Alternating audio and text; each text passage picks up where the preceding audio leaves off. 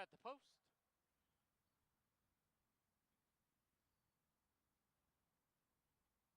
There they go. From the outside, Diplomatic is hustled off for the early lead. Easy tonight right there. Mini Market down towards the inside. She's Bourbon on Ice and Stilettos only.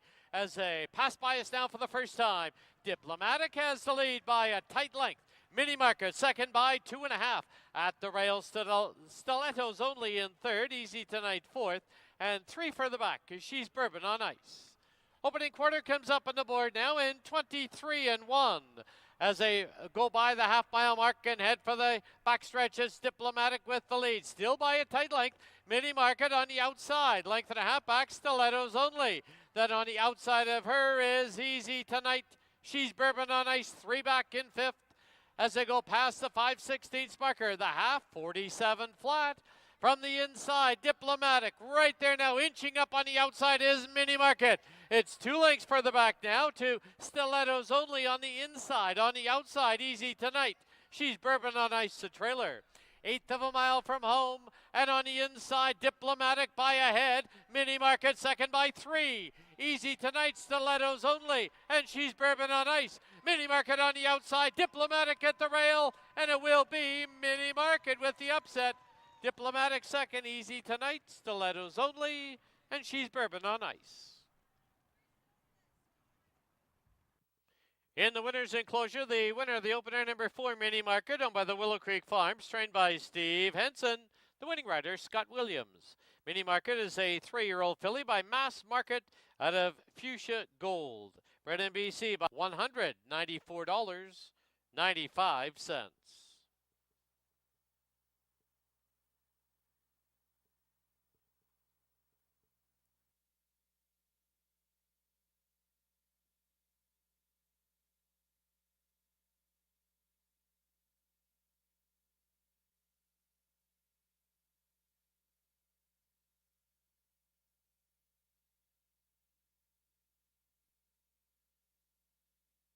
4 in.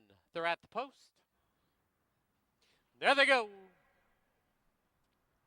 It is Dynamiter hustled off for the early lead. On his inside now comes Buttonwood Tree. It's 3 lengths back to Something Elusive, and Goodbye Putin is the early trailer.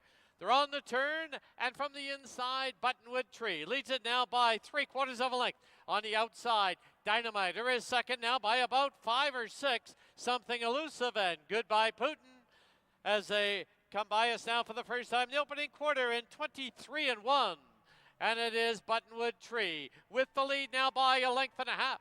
In second is Dynamiter. There's a gap of about 4 now to the pair of Something Elusive and Goodbye Putin, who's on the bit as they go into the clubhouse turn. And from the inside, Buttonwood Tree continues to lead it now by 2. On the outside, Dynamiter. At the rail is Something Elusive.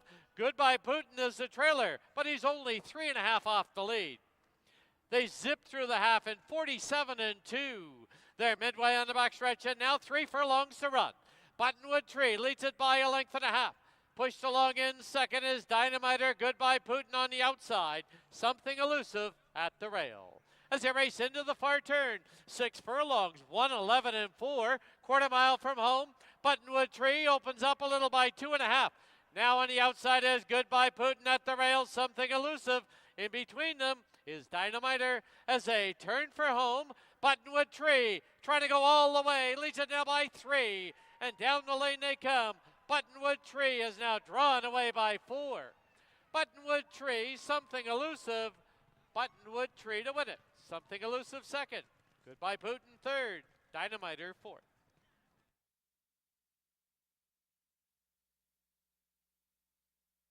Owned and trained by Dave Milburn, assisted by Lisa Balson. The winning rider is Curry Powell. Buttonwood Tree is a 5-year-old gelding by Stanford out of Wall Street Widow in 62/100.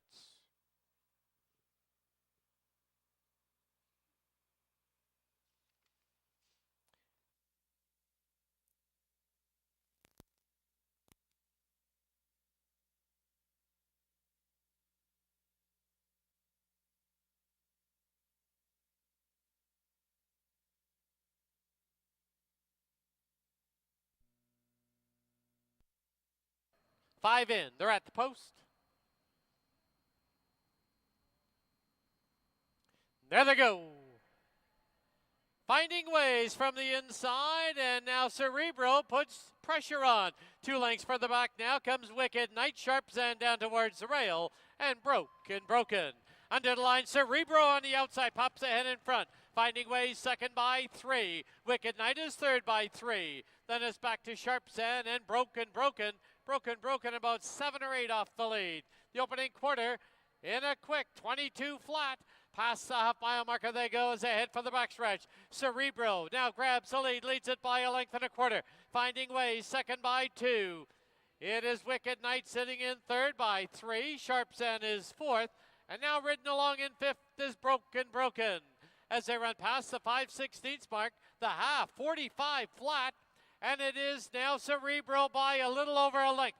Finding ways, broken, is now circling up on the extreme outside. Wicked Knights in between runners, and Sharpsen got shuffled back as they turn for home, an 1/8 of a mile to go. And it is now Finding Ways with the lead. Finding Ways, broken on the outside. Cerebro down towards the rail. Finding Ways finds more, and Finding Ways will win it by 2. Cerebro second, Sharpsen third, Wicked Knight, and broken.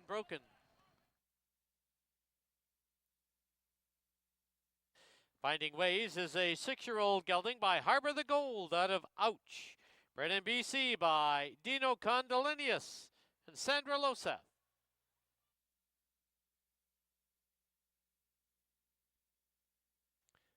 The 1-2 exact, the 6'10", 1-2-4 try, 42.90, and the 1-2-4-3 superfecta, $26.19.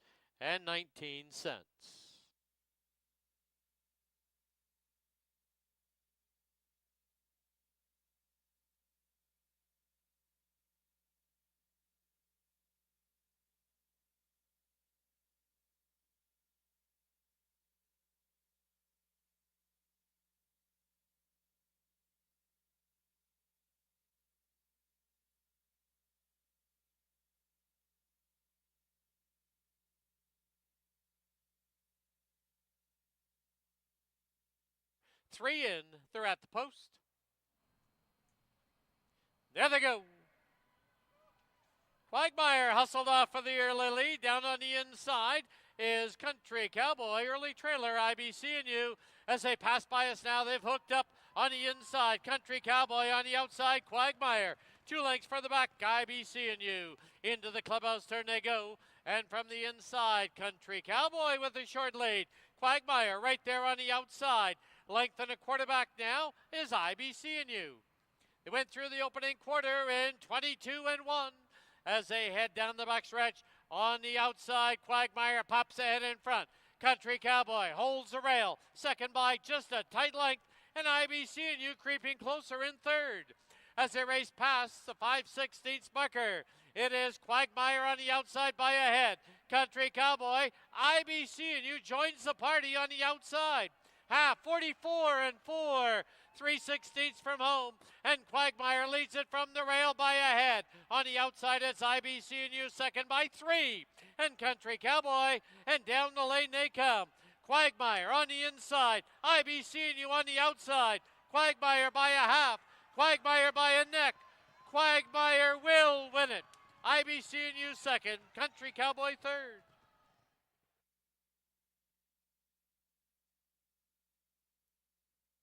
By Laurie Henson, Helen Climbs, and Sharon Pring. Steve Henson conditions the winning rider, Amadeo Perez. Quagmire is an 8-year-old gelding by Storm Victory out of Yodeling Ann. Bred in BC by Helen Climbs and Sharon Pring. And that's a dozen wins in the career of Quagmire. 5-4 exacta was $2.40. 5-4-3 try, $3.50.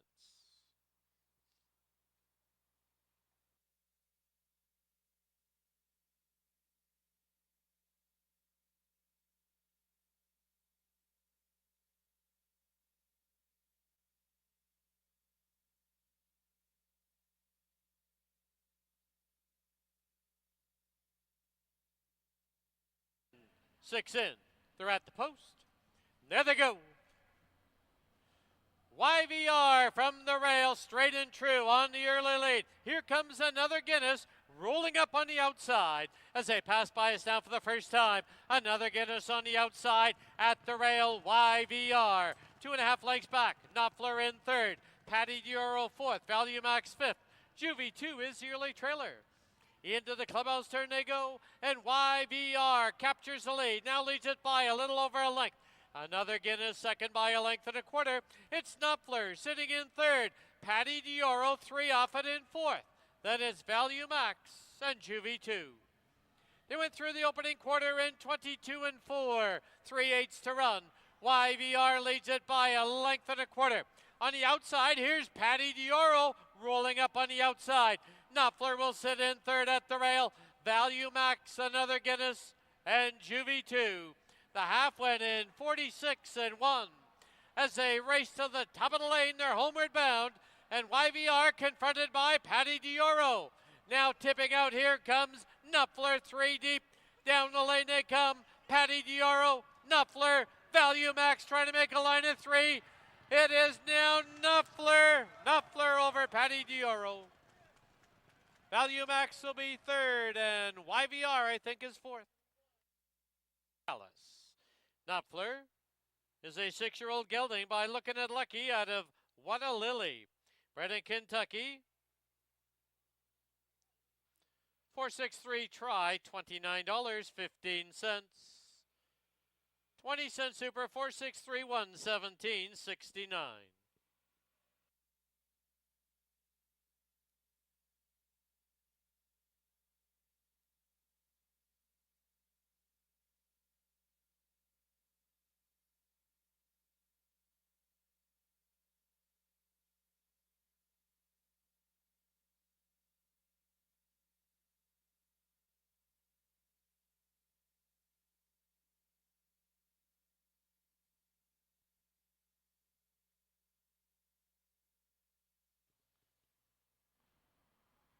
Six in.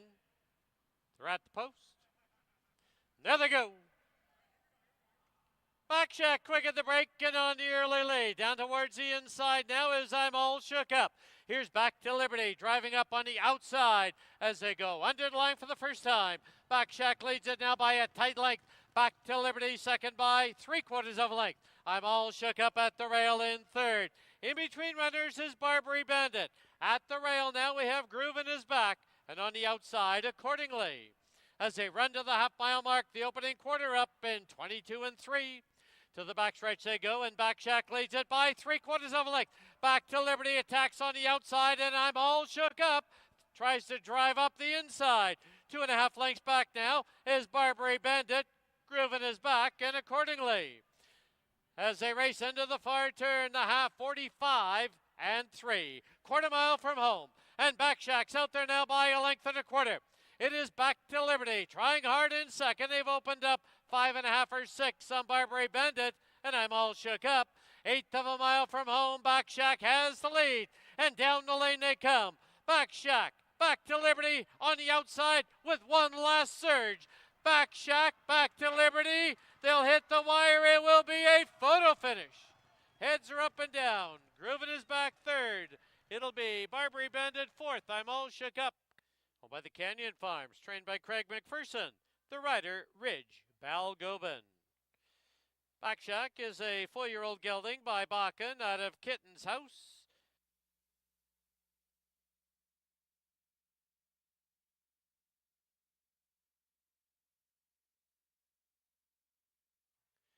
They pick 5 of 5 needed.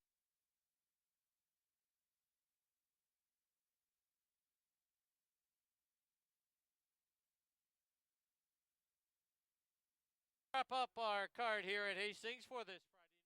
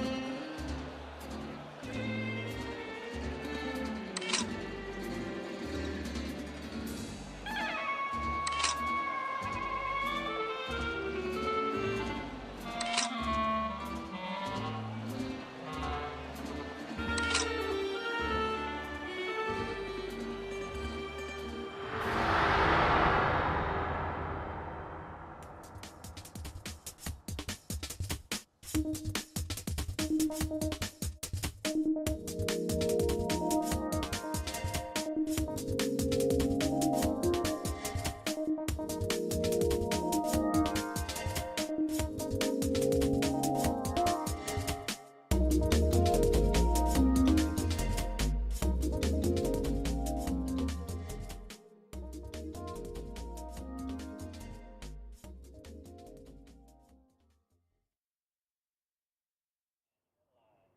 afternoon, everyone, and welcome to Hastings Racing Live, brought to you by BC Racebook.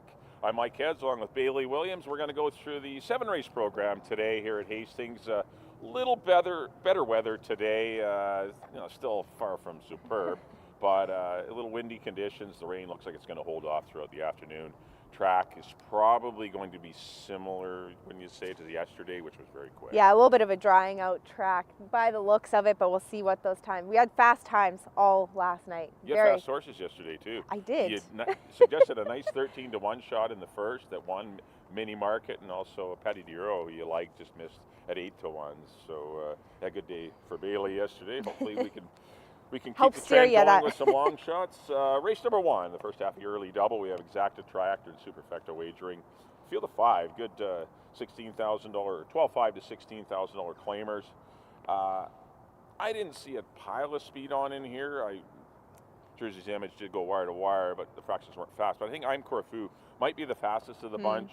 I'm going to try him to win it. The Milburn Barn certainly heated up yesterday with, this is Peter, Dave's brother, but of course they worked together, and they had a good day with Diplomatic in the opener, who ran second, and then of course Buttonwood Tree, who absolutely freaked and won by a pile of lengths, 143 and change. But I'm Corfu has looked good in the mornings.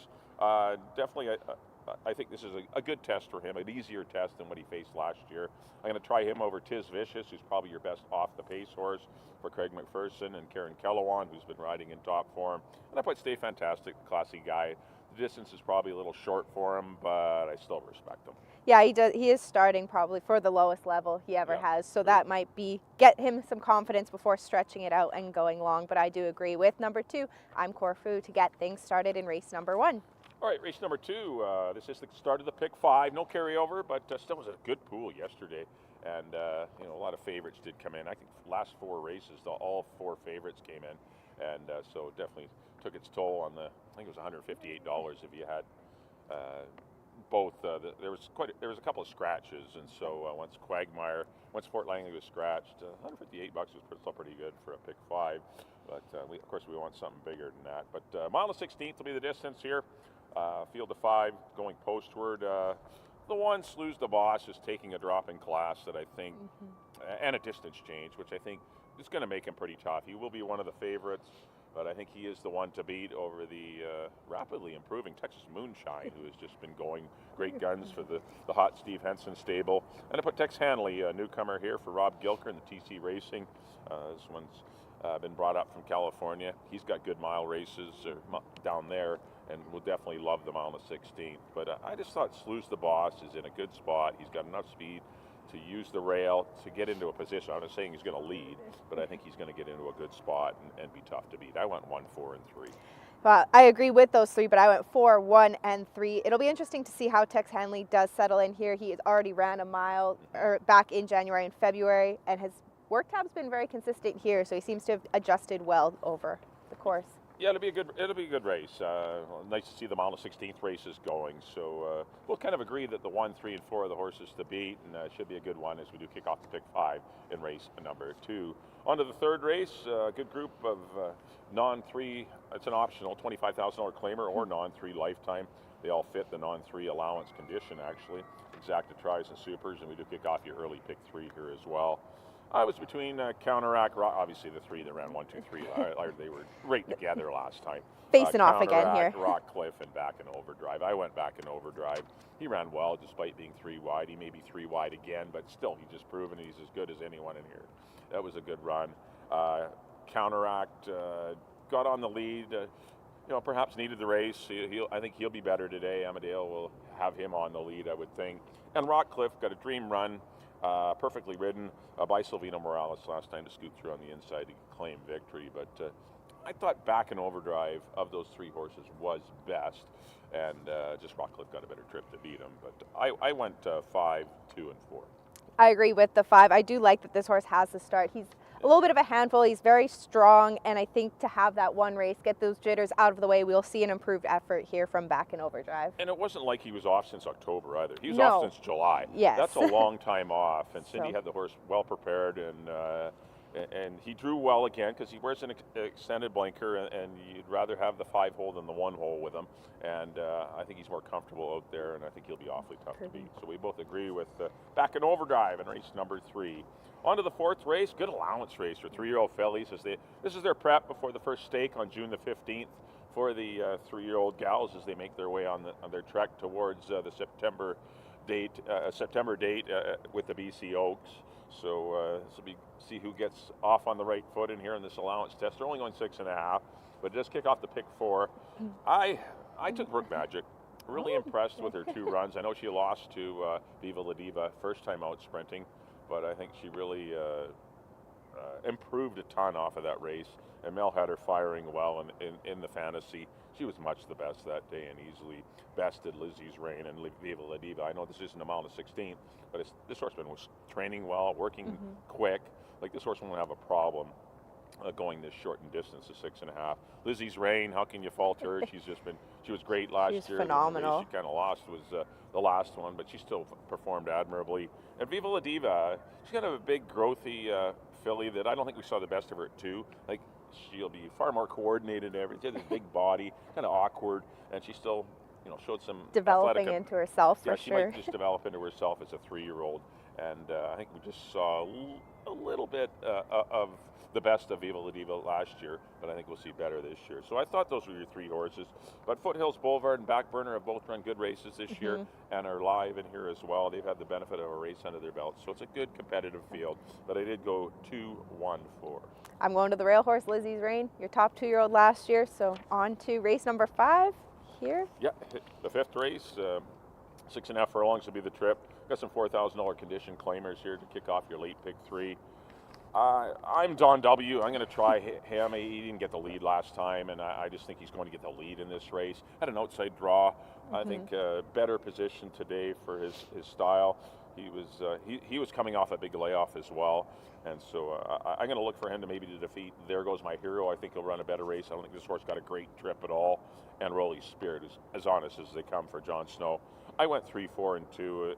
I kind of think Don W is the one to come and catch. Yeah, I would really like to see him have a better trip breaking from the 3-hole here today. He was hung wide last time, and he doesn't do well with a lot of pressure. So if he can get that lead and be left alone, which on paper looks to be the case here today. Yeah, I know he's not the most confident sort. So if he's compromised with kind of a tough trip, he kind of doesn't. Well, fold is the wrong word, but I mean he doesn't give his A effort. But when he can get near that the little lead bit and of get a little confidence. confidence going, he can be King Kong and perhaps win comfortably today, because he certainly has it in him, because he's a very fast horse in the mornings, but sometimes you got to transpose it to races in the afternoon. But we both agreed on W going to be pretty tough in race number 5. On to the 6th race. We got our couple scratches here. We scratched the 3 Attain and also the 6 Highliner. So scratch the 3 and the 6, so we're down to a field of 4, kicking off your late daily double. I didn't like anyone. This is just a race with not a lot of form to go on. Some guessing. Obviously, we're guessing here. And you might want to, obviously, you can't do it for your pick 4s or pick 5s, see them in the paddock. But and if you're just playing the late double or something, or a win-place show, definitely want to see these ones in the paddock. I went 1, 2, and 5. I don't really have a lot to add to that. Goland Goes worked well and it has a race. And I don't know. Like I said, it was just a race that really, there's just not enough data to go on in here to really make a good, solid, firm opinion. Yeah, like you'd mentioned, for any of those multi-leg wagers, it's hard. Like, I'm seeing Red definitely has the pedigree. I mean, Regal Riot ran very well here, but he is going to be a true test of how does he handle the crowd, post-parade. There's so many factors. This horse has the ability. We've seen it in the morning. It's going to be a matter of how well he handles everything else. But when in Mexico, we did see a Steve Henson horse have that one start, run a little bit green, and was quite convincing yesterday. So that's another one at 5-1 to take a look at here. Yeah, no, definitely. These horses will improve from start 1 to start 2. Sometimes, just like we saw with Mini Market yesterday, it was kind of the deer in the headlights look that, whoa, and then the second time they get it. They understand. They back, they get their focus, they get remembering what all the scenarios that they were prepared for in the mornings to get them to this particular race. And yes, the second time starters are generally good to follow. All right, on to the 7th and final. Exacta Tractor, Superfectus, Super High 5. I think we have all those wagers. Dan will correct with the that. scratch of number 5 Donna Win. We may have lost one of those wagers, maybe the Super High 5. But they're going 6.5 furlongs here. Back in town this weekend in Delmar for trainer Kim Kozak and rider Karen Kellawan. Looks like she's drawn a pretty good spot. This is a great spot to return. I don't think this race come up too tough. Down in class after a pretty impressive debut in a stakes race. And I put her on top over She's Kind of Hot and Eyes of Beauty, who did do some naughty things in the paddock in her first up run. Obviously she didn't race, but she was in to go a couple of weeks ago, but she's been schooled and hopefully better today. She handles everything a little better, Eyes of Beauty. But I went 3, 1, and 2 in the finale. Yeah, the one thing to really note for weekend in Delmar coming into this race, we saw back-to-back gate works. We did see in her debut last year, a little bit hesitant. I think it caused definitely a lack of positioning early on. She worked out of the gate at Santa Anita, came back here, bullet worked. So I think that's a clear sign she's coming out of there a little bit better, a little quicker, and will have good position here in the finale. Yeah, anytime you break slow, you're giving yourself a little added stuff to do, and it's, you know, if you can break with the field, then you obviously have a better shot of winning. But we both agree weekend at Delmar is going to be tough in the finale here at Hastings. Well, thanks for tuning in. Our next live card will be next Friday. Next Friday night, 6 or 7 more. We don't know yet, but probably we're going to try and get 7 races for you next Friday night on behalf of Bailey. Good luck, everyone, today. Up next will be the Scratches and Changes from Dan Jukic for our Saturday program.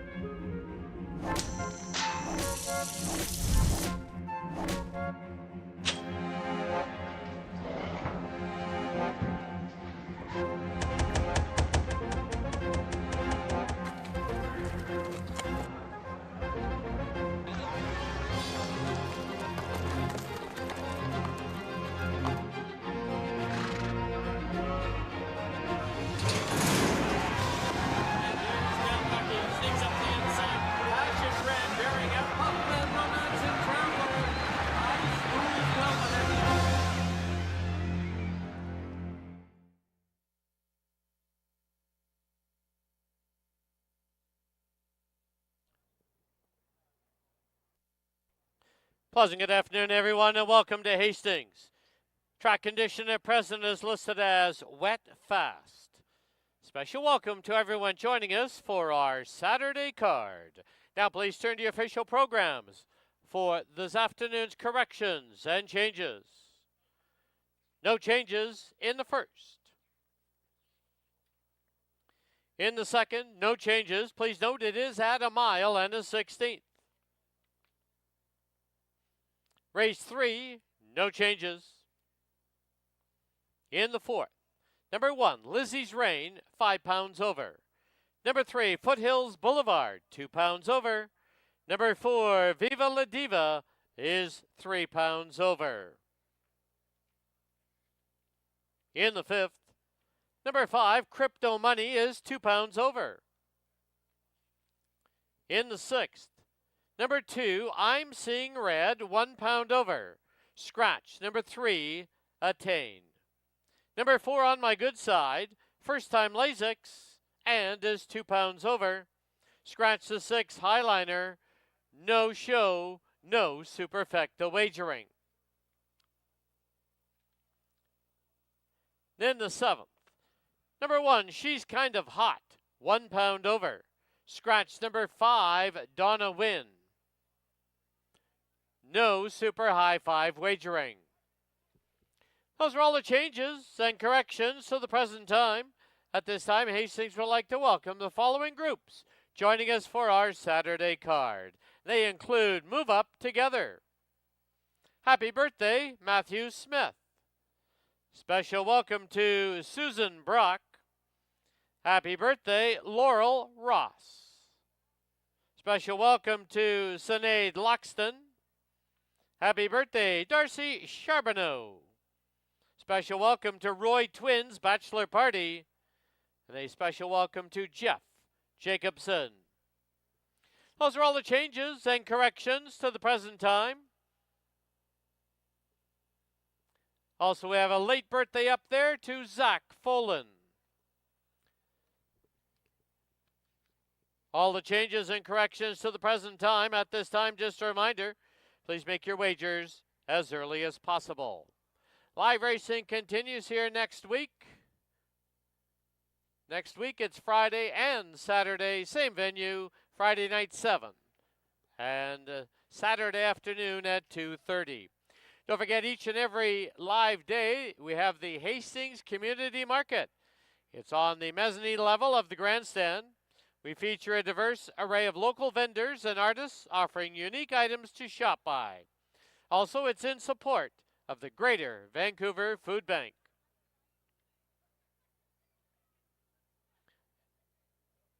And don't forget to join us in the casino following live racing.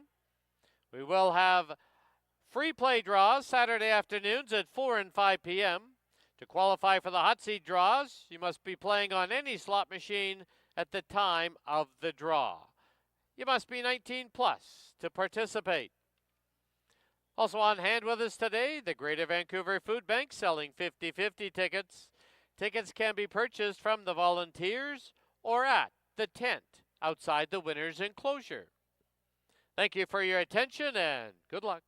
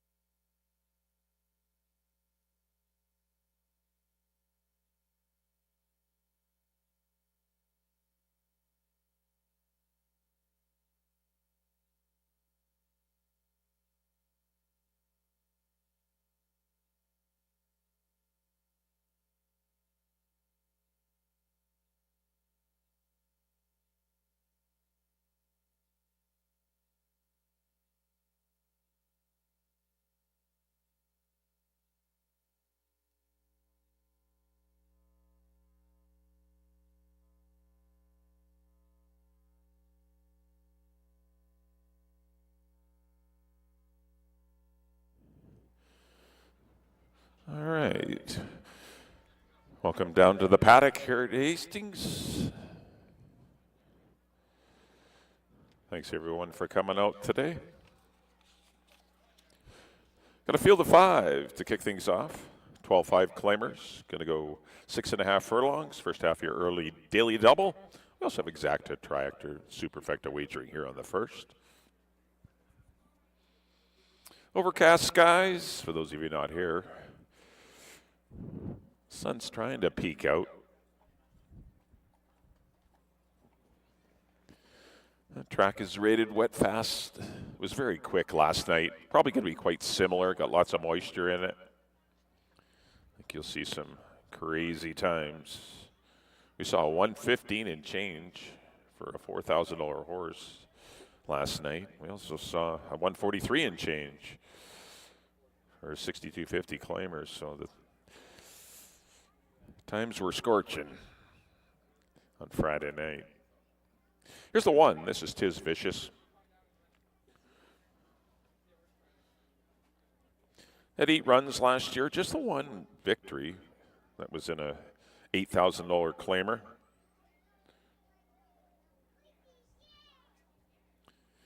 Very popular at the claim box. It was reclaimed by Nicole Droder and Craig McPherson last September after losing the horse in July. Obviously been freshened up. A brilliant series of works, 47-2, 49, 47-2, and a couple of 59s. That's pretty solid. This horse is ready to roll. Well, the reason I didn't pick him on top is just his lack of speed. Not that he's a slow horse, but I just think he'll have to come from off the pace from the number 1 post position. But Karen's been riding very well. He'll have the horse in a great spot. And definitely live here at even money. Number 2 will be I'm Corfu. This is the one I landed on. No strong conviction with the horse, but I just think he's going to get the lead. He ran against some really good horses last fall. Ran second to Star Entry and defeated Finding Ways, who's a 2-time winner this year. He was in some tough races, and I just think he's in a good spot here.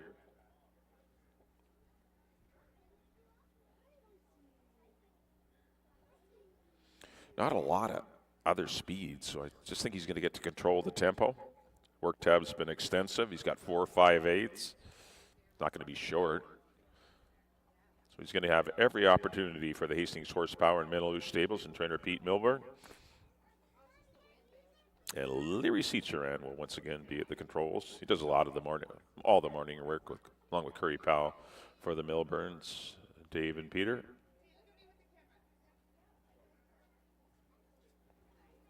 Pretty classy old horse that's won 9 times in his 9-year career. Getting close to that $300,000 mark in career earnings. 5-1 right now, and I'm Corfu. Number 3 will be English Bay Teddy. There's Teddy. Closed out 2023 with a nice win at the non-3 level for 8. Obviously, this is tougher running as open company and up for 12-5. A real test for him. We'll see how it goes for Julie Balanzano and Susanna Calandino. Trainer Rob Van Overshot. Brian Budremsing gets the call. He's been aboard for his last 7 starts.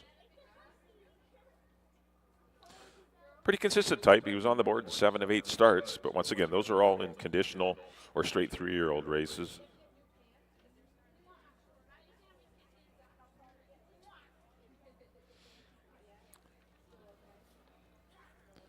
See where it's an extended blinker over his outside eye. Number 4 will be Stay Fantastic, 10-time winner throughout his career. Does have a couple of wins at this distance, but it's got to be way back. He's turned himself into a real mile and 16th superstar. Anytime he's in for 12-5, 16, 20, even 25 on occasion, he's money. He's a cool horse for the Todd Mountain Thoroughbreds and Edgar Mendoza.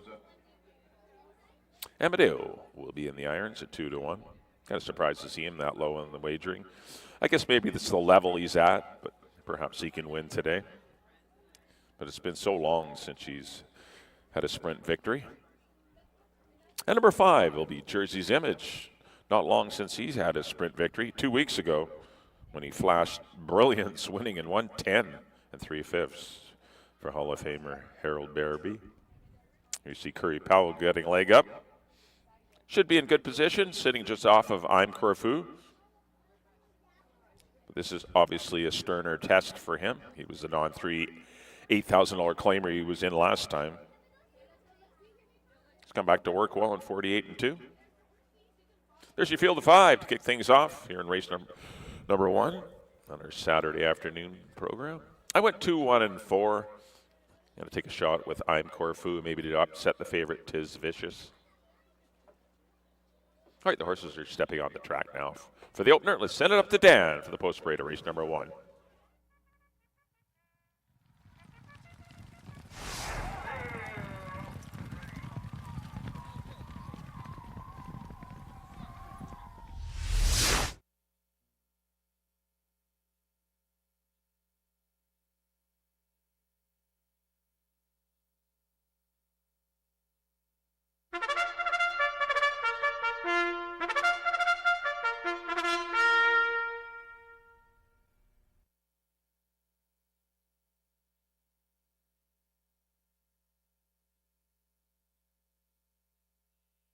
The horses on the track at Hastings for the opener. It's a field of 5. They're going to go 6 1/2 furlongs.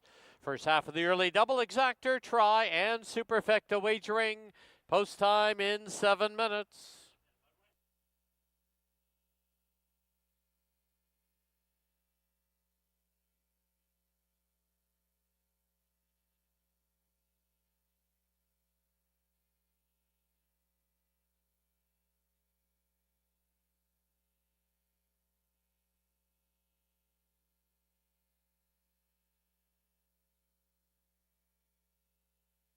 Here's the field number 1, Tiz Vicious. So by Nicole Droder, the rider Kieran Calawan. Number 2, I'm Corfu, owned by Hastings Horsepower and the Minaloo Stables. Leary Cicheran aboard. Number 3 is English Bay Teddy, owned by Julie Balazzano and Susanna Colandino with Brian Budramsing. Number 4, Stay Fantastic, owned by the Todd Mountain Thoroughbreds. Amadeo Perez rides. And the 5, Jersey's Image, owned by Mr. and Mrs. Harold Barabee. Curry Powell takes the call. 6 minutes to post time. And now to kick off our Saturday card, let's go down to the paddock and Bailey Williams.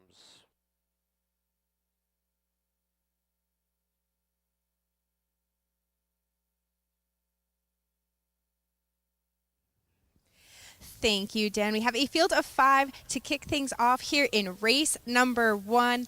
Currently at 1-9, Tiz Vicious, my third choice in here. Getting double digits on every other horse in here.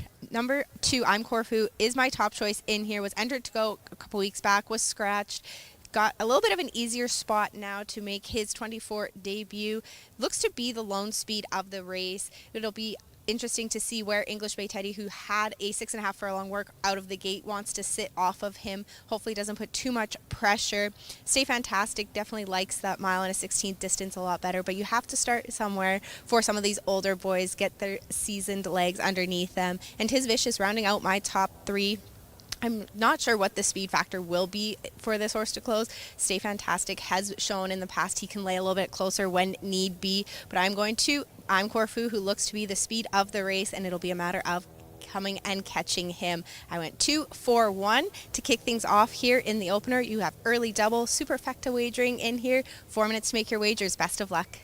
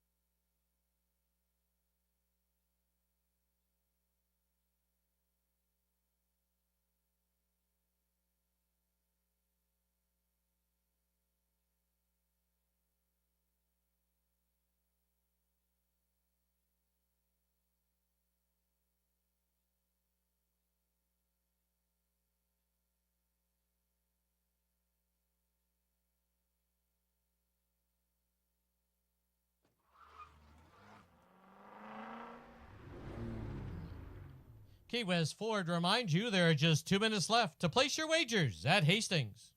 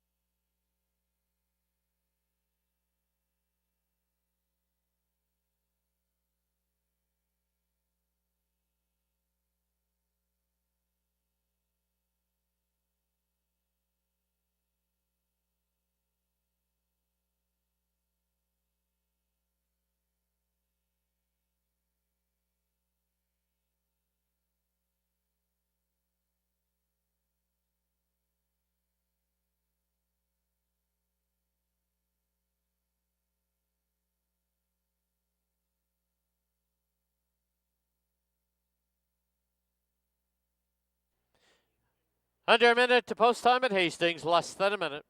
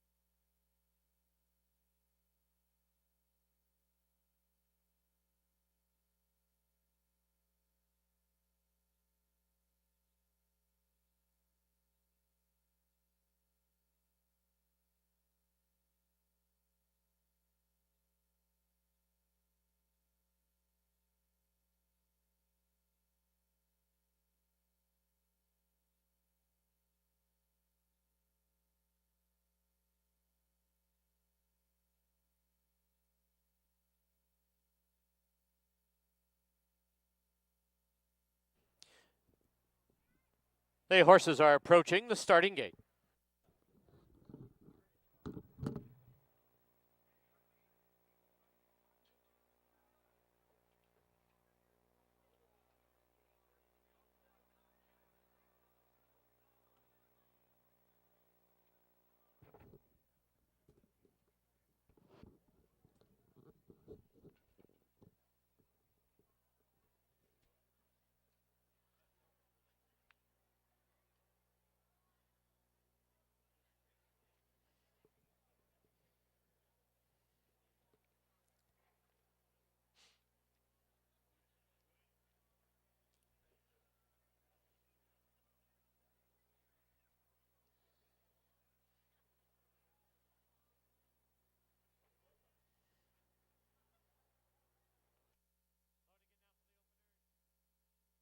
Loading in now for the opener at Hastings.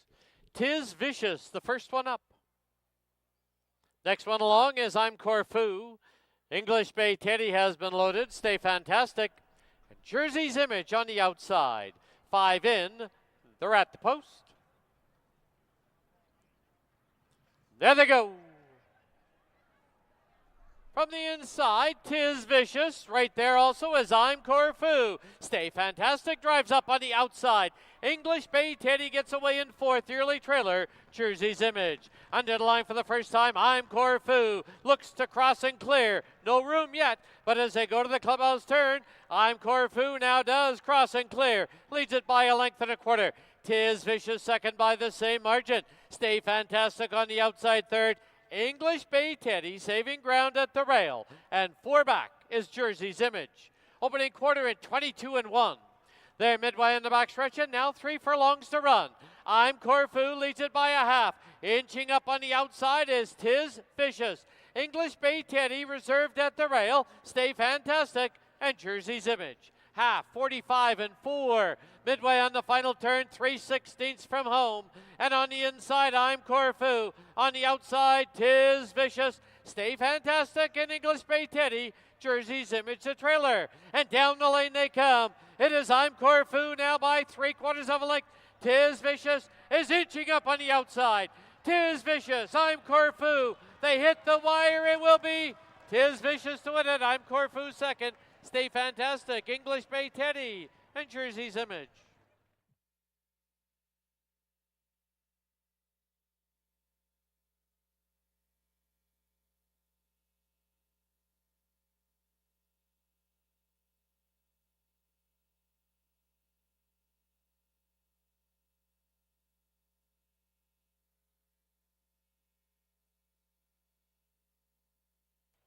A photo sign posted. Hold all tickets.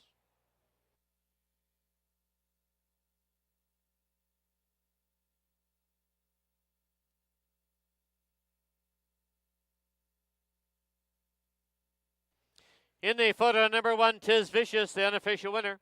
Number 2, I'm Corfu, second. Number 4, Stay Fantastic, third. Number 3, English Bay Teddy, fourth. 1, 2, 4, 3 on the board.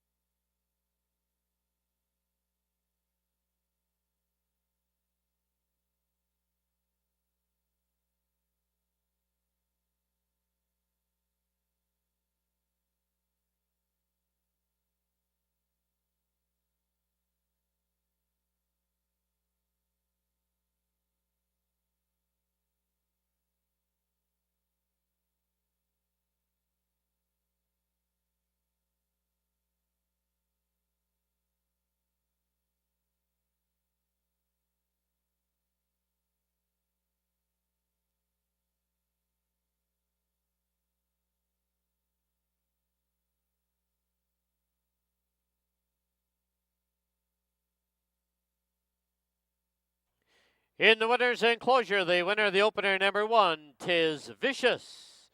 He's owned by Nicole Droder, trained by Craig McPherson. The winning rider is Kieran Kellawan. 'Tis Vicious, a 7-year-old gelding by Violence, out of 'Tis Addicted to Love. Bred in Kentucky by Pamela Zebarth.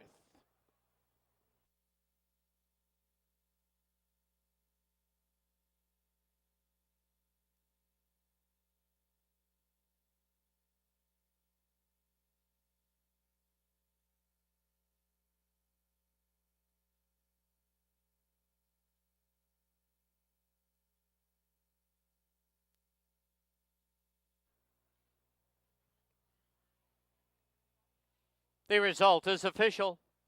1-2 exact is $7.10. 1-2-4 try $13.20. 20-cent super $6.85.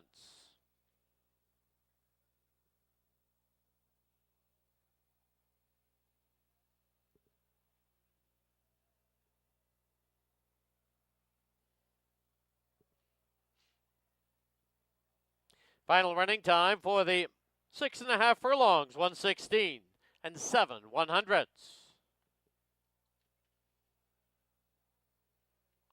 Correction, it's 116 and 3/100. In the second, no changes. Field of 5. They are going to go a mile and a 16th.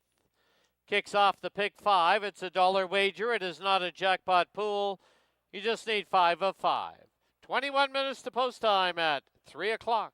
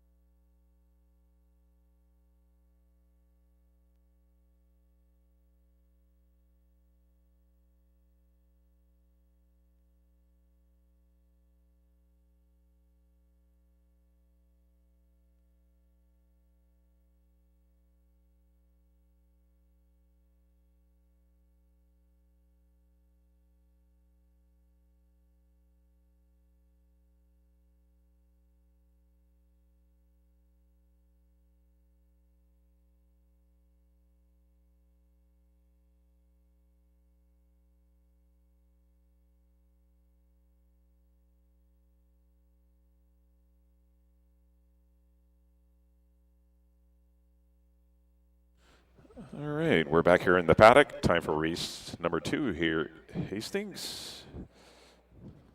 Second race to kick off the pick 5 on races 2 through 6.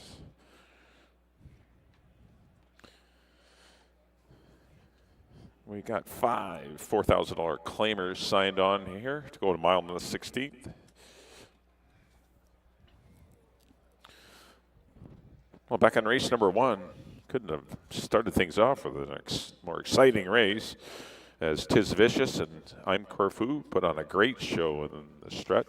But Nicole Droder's Tis Vicious proved best under Karen Kellowan for Craig McPherson. But I'm Corfu. He won't be long in winning another race. That was a huge performance from him as well. So they pretty much stopped the teletimer together and won 16 flat. So that's pretty solid time for both Tis Vicious and I'm Corfu. But it's 1-2 in the opener.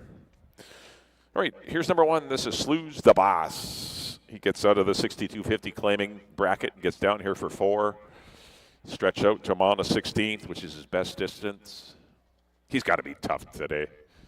I know he's 12-1. He will not be 12-1 when we go postward. Likely be the favorite or the second choice. But if you can get anything over 2-1, you're getting good money. I know he's 9 years old, but he's still got game. He was a good second first time out to Racing River. Had no position in a race that was won by Parker Point when they went really slow early and finished very quickly. So there was no chance to come from last and run by many horses. But he's going to be in a good spot today, I would think. Not much speed in the race. I would think Brian Boud-Ramsing could be able to keep him relatively close to the pace. As it won't be fast. It'll probably be 25 opening quarter. So he can sit right in behind that.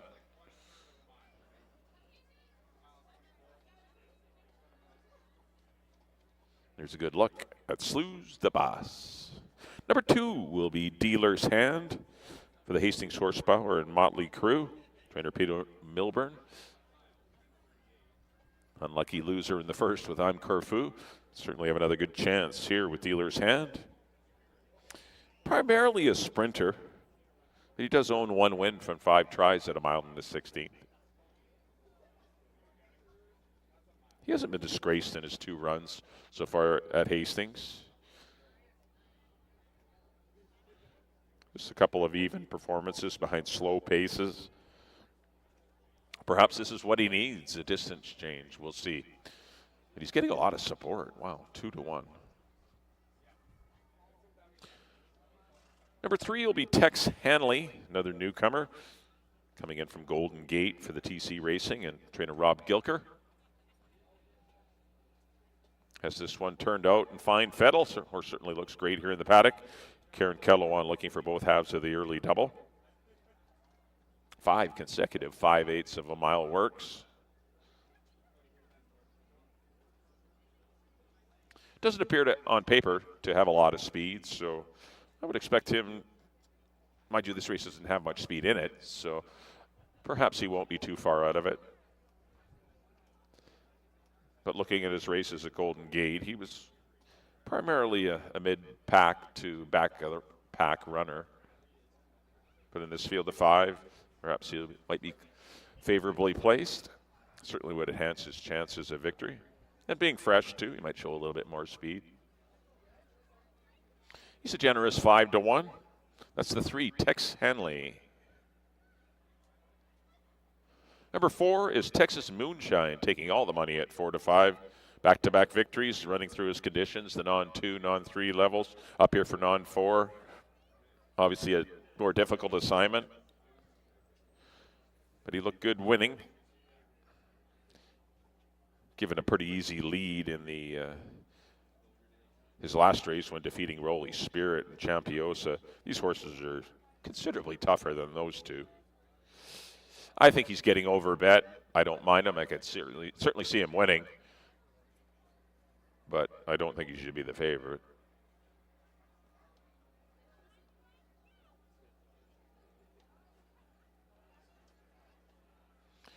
But the one thing he has going for him, he might make the front. And there's just no speed in here, so he could get brave again on the head end. Antonio Reyes back aboard for the Hot Willow Creek Farms and Steve Henson. And number 5, it'll be Barney Google. Trainer Robbie Henson sort of scratched out of a sprint yesterday. Opted for this race this afternoon. He definitely needs to go long. He needs to see a pace in front of him, and I just don't see him getting it.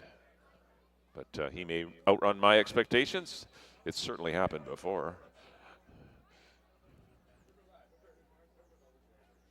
Got on a roll about this time last year. May 28th, he won a non-2-4, came right back, won a non-3 for 8, came back again and won a non-4 for 4. He won 3 in a row there. Before his tasks were far tougher. But Robbie's having a good season. It's 3 trips to the post with his runners, a win in a second with Racing River. We'll see if Barney Google can get on track. There's your field of 5, the kickoff, the pick 5. I went 1, 4, and 3. I like Slews the Boss in here. I think he's going to be tough. Good luck here in the second.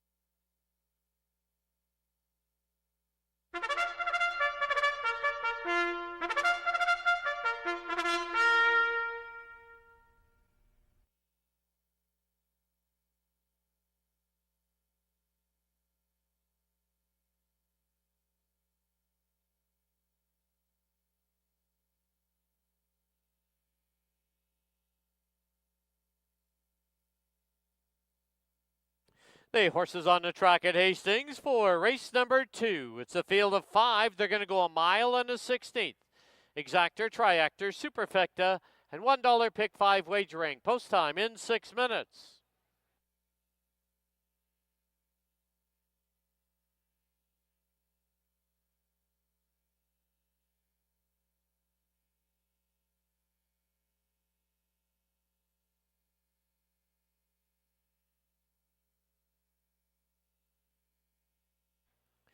Here's the field. Number 1, Slews the Boss, owned by Mel Snow, Doug Corson, and Len Howling. Brian Boudramsing rides. Number 2 is Dealer's Hand, owned by the Hastings Horsepower and the Motley Crew. Leary Cicheran in the saddle. Number 3 is Tex Hanley, owned by TC Racing, the rider Kieran Kellewan. 4, Texas Moonshine, owned by the Willow Creek Farms, Antonio Reyes up. And number 5, Barney Google, owned by Michelle Roberts Henson, Brad Henson, Randy Henson, Dan Henson, and Trevor Irwin. Amadeo Perez up. 5 minutes to post time. All right, let's go down to the winner to the paddock area and Bailey Williams.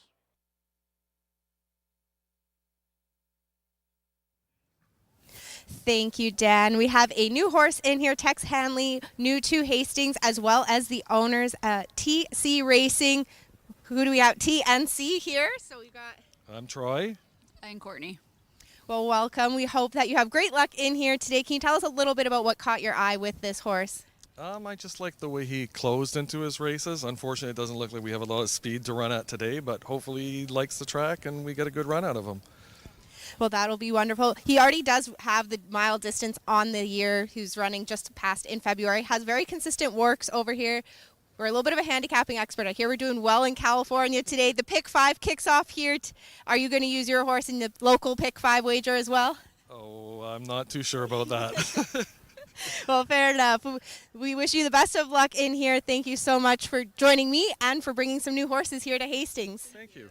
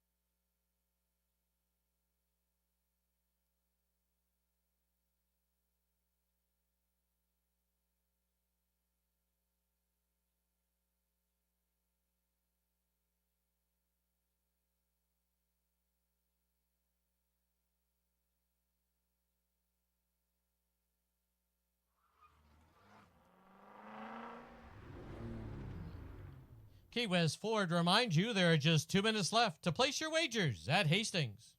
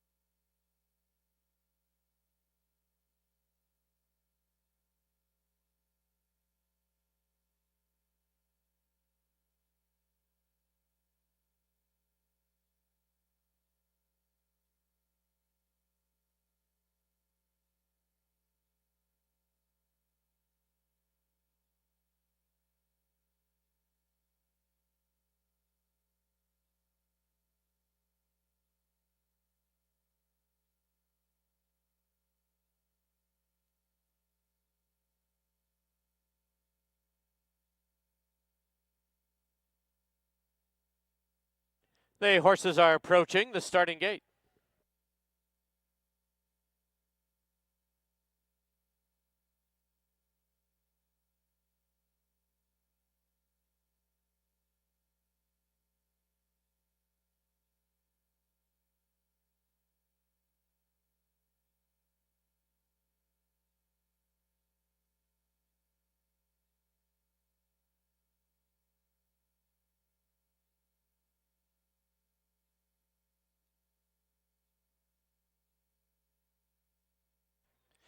Loading in now for the second at Hastings. Slew's the boss, the first one up.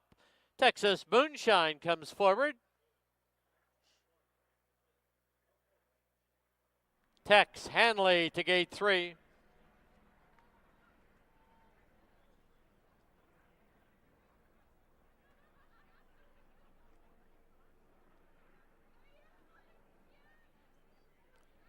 Barney Google to the outside gate.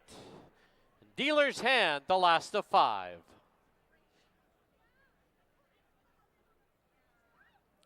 5 in, they're at the post.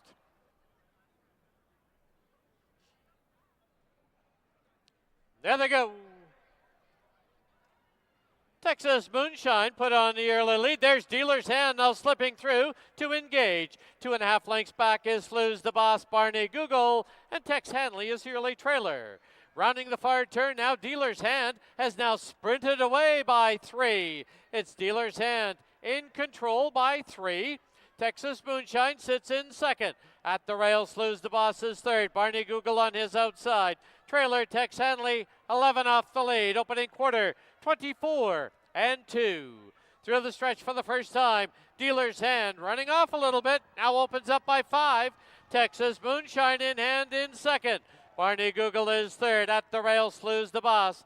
Tex Hanley still the trailer. Into the clubhouse turn they go as they head to the half-mile mark. The half went up in 48 and 1. And Dealer's Hand passes the half-mile mark with a 3-length lead. Texas Moonshine second by 4. Flu's the Boss, Barney Google, and Tex Hanley. They're midway on the backstretch, and Dealer's Hand, the lead has shrunk now to 2.5. Texas Moonshine, Flu's the Boss. Tex Hanley starting to pick up the bit at the rail, and Barney Google on the outside. Quarter mile from home, 6 furlongs, 1:14 flat, and Dealer's Hand with the lead, but Texas Moonshine draws right alongside. Flu's the Boss right there, Barney Google and Tex Hanley as they get set to turn for home. Texas Moonshine, the old-timer, Flu's the Boss right there on the outside, and down the lane they come. It is Texas Moonshine against the rail. Center of the track, Flu's the Boss. Texas Moonshine, Flu's the Boss. Texas Moonshine to win it, Flu's the Boss. Barney Google, Dealer's Hand, Tex Hanley.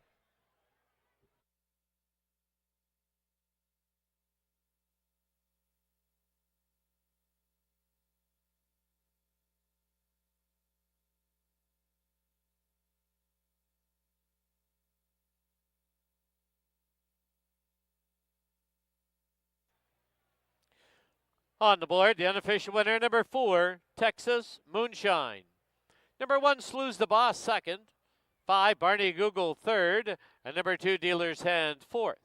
4-1-5-2 on the board, unofficial.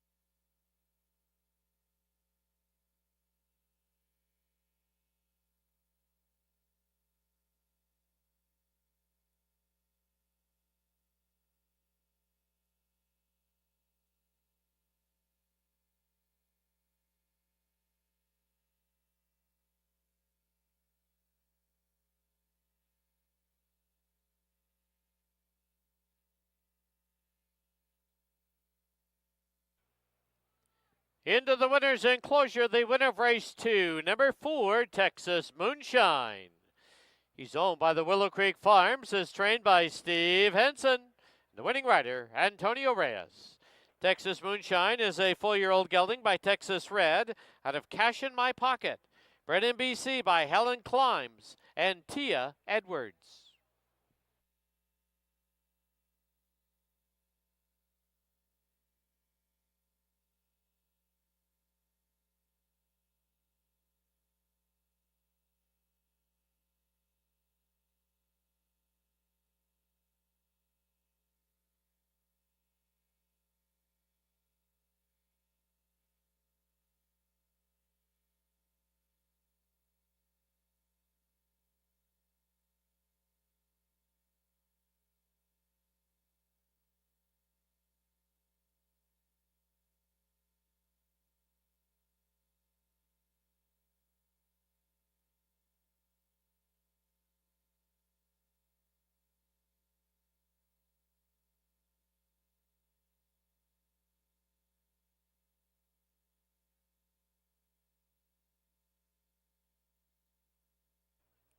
The result is official.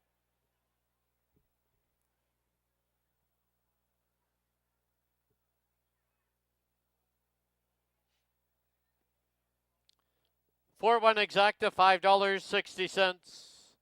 4-1-5 try, $22.85.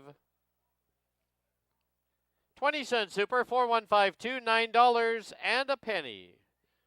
And the early double, 1 and 4, $13.50.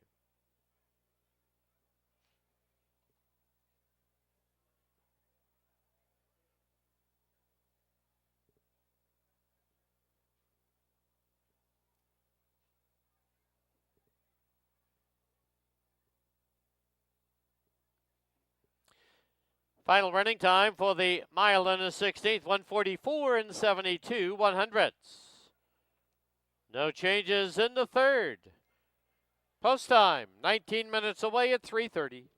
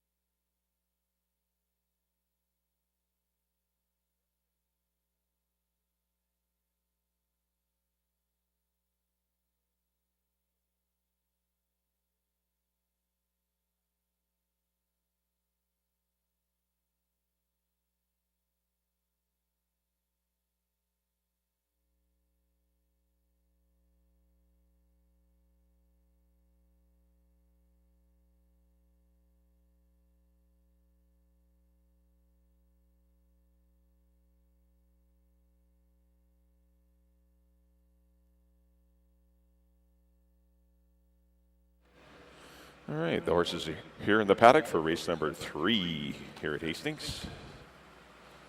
Got a field of 5 optional claimers here. They all fit the non-3 condition. They're going to go 6.5 furlongs. We have Exacta, Triactor, Superfecta. This is kickoff. Your first pick 3 on races 3, 4, and 5. Backtracking to race number 2. Congratulations to Willow Creek Farm, Steve Henson, and Antonio Reyes as Texas Moonshine gets its 3rd victory of this season. Most horses barely had 1 start. This horse already got 3 starts, 3 wins, running through his conditions. Look good again. Probably going to win another one.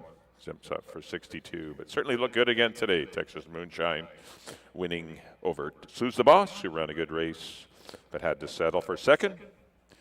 But Texas Moonshine kicked off the pick 5 as the 8-5 favored winner in the 2nd. All right, here's the 1. This is Daddy's Pepper, one of 2 Keith Peterson runners in here. This one was reclaimed by owner Jens Jensen. Lost the horse for $6,000 in October, claimed it back for the same price. Has some speed. Obviously, this is a more difficult assignment for him in this non-3 allowance. He wasn't winning a non-2 for $6,000 in Edmonton's, or in Calgary, actually. We'll see how he fares. Work has been decent. Chris Mamdine will ride Daddy's Pepper at 4-1. Number 2 will be Counteract. Battled pretty hard on the pace last time. Did succumb late. He ended up 4th, beaten only a length. Probably not his best performance, but I think he'll be better today. He's probably going to get the lead. Got the race under him. There's not much between the 2, 4, and the 5, who are likely going to go off as the favorites. Amadeo re-rides for Barb Heads for George and Donna Gilbert. He's a pretty nice horse. He doesn't need the lead. He can sit just off it and still pounce and win. But really not a lot of speed going on in here, so see how it plays out. He's 5-2. That's the 2 Counteract. Number 3 will be Aristocracy for Gordy Christoph and the Trails End stable. Robbie Anderson conditions the son of Tappet. Big gray horse. Had some troubles here at Hastings last year. Trouble negotiating the turns, a little bit of straightaway issue as well. Drifted out. We'll see if he's better this year. His work time's been very good.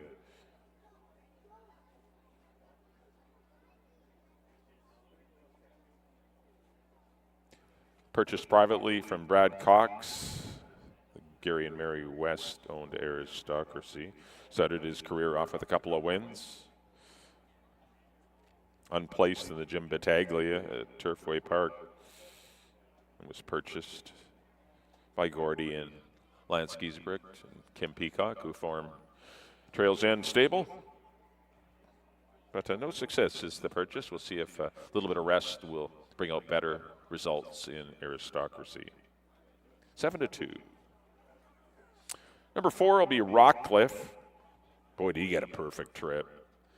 Scooted up the inside, waited for room, and just found the rail and got the job done under Silvino Morales. Rode a perfect race. Keith's horses are running great. Look for another good performance from Rockcliffe. Not sure if he's going to get the same trip, but if he does, it's going to be tough to beat.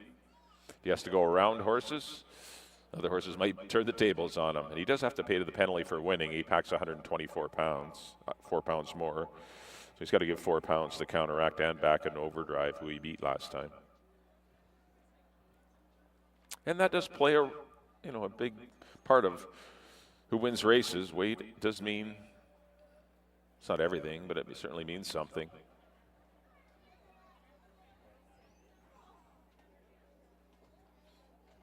There's a good look at Rockcliffe. for Dennis Dale, Morris Peter, and Ed Welsh. Of course, they've had a great start to the season with their Air Force as well. Won an allowance event last week.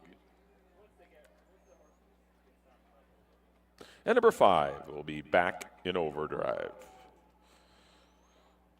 Was off since Canada today before he made his return to the races a couple of weeks back. Not a good third despite being 3 wide the entire race. But he wears that extended blinker. The outside's good for him. He seems comfortable.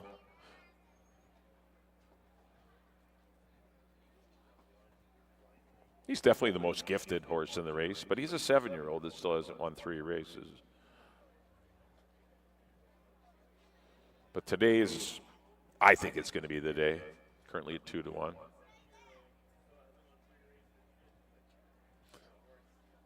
You see Kamal Santo getting a leg up on Back in Overdrive for the Rain Dance Farm and trainer Cindy Krasner. Assistant Tracy McNeil doing the legging up honors. All right, there's your field of 5. Allowance runners kicking off your early pick 3. Exacta tries and supers. Good race. Some talented horses heading out on the track. I went 5, 2, and 4. Not much between them, though. Going to be a good one here in race number 3.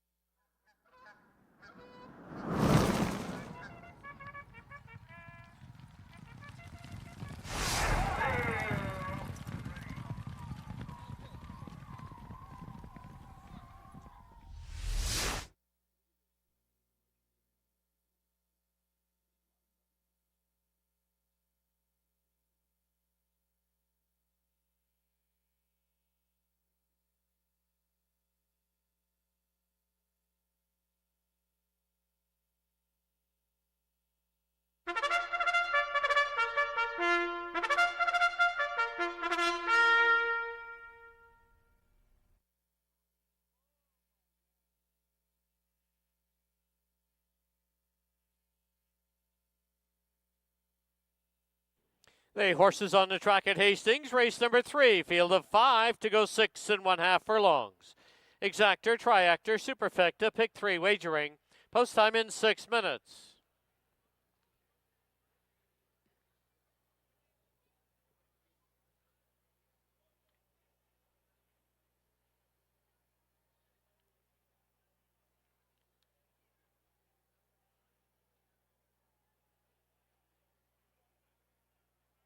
Here's the field. Number 1, Daddy's Pepper, owned by Jens Jensen.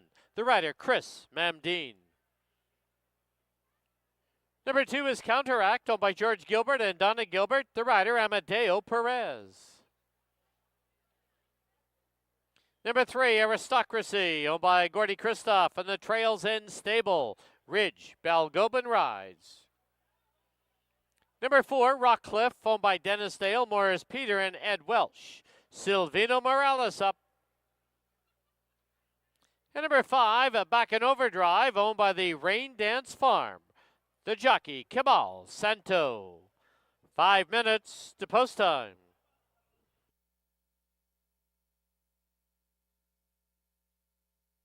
All right, once again, let's go down to the paddock and Bailey Williams.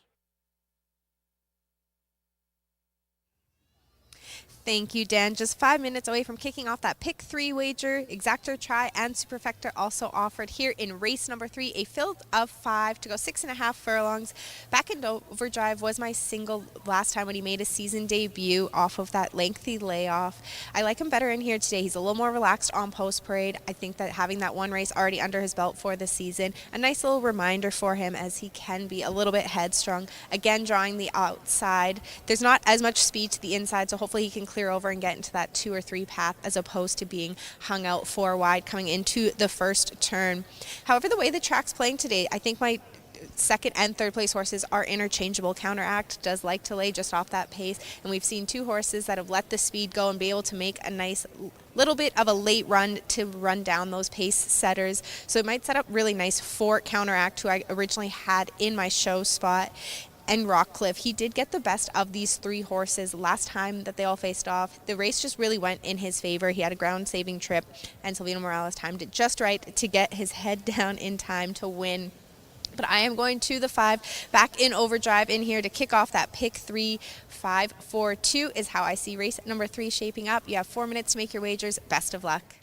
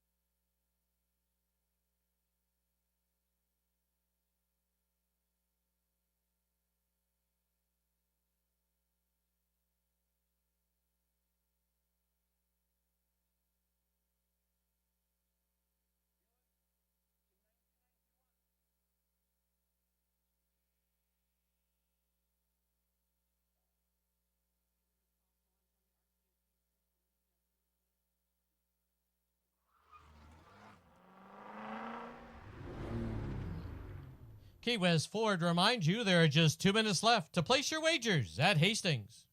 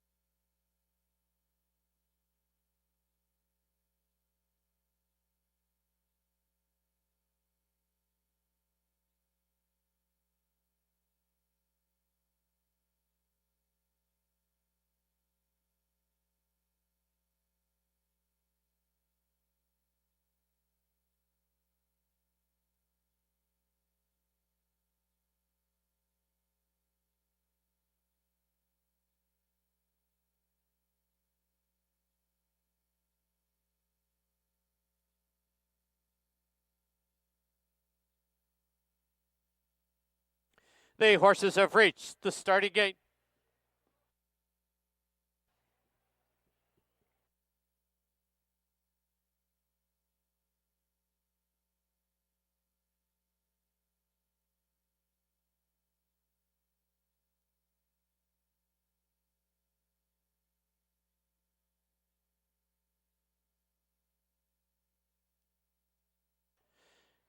Loading in now for the third at Hastings. Back in overdrive, the first one up to the outside gate. Inside gate is Daddy's Pepper. Aristocracy to gate 3. Counteract comes forward. And the last of 5, Rockcliffe. 5 in, they're at the post.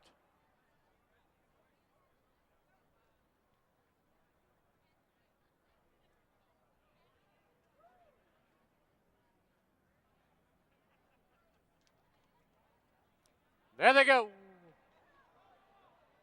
From the outside, Rockcliffe. From the inside now, Daddy's Pepper. In between them is Counteract. Back in overdrive. Drives up on the outside. It's about 5 back to Aristocracy. Under the line for the first time. On the outside, back in overdrive. Puts the pedal to the metal and is going to open up now by a length and a half. It is Daddy's Pepper second by the same margin. Counteract third. Rockcliffe's on the outside, about 3 off the lead. And it's only 3.5 now to Aristocracy. Opening quarter, 22 flat. They're midway on the backstretch now, and back in overdrive. Leads it by a length and a half. Daddy's Pepper on the outside, second by a head. Counteract driving up the rail.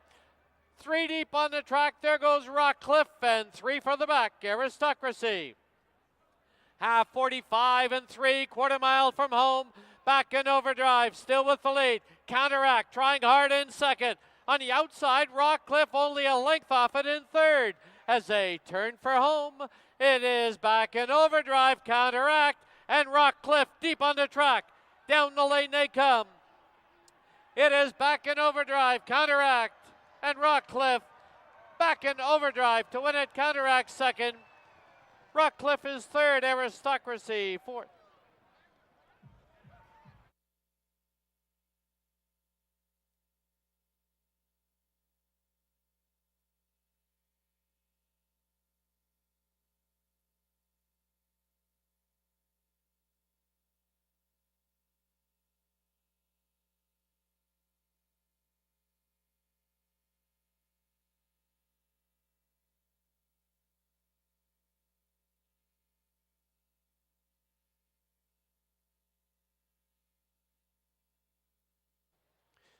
On the board, the unofficial winner, number 5, back in overdrive. Number 2, Counteract second. 4, Rockcliffe third. Photo for fourth. Hold those superfecta tickets.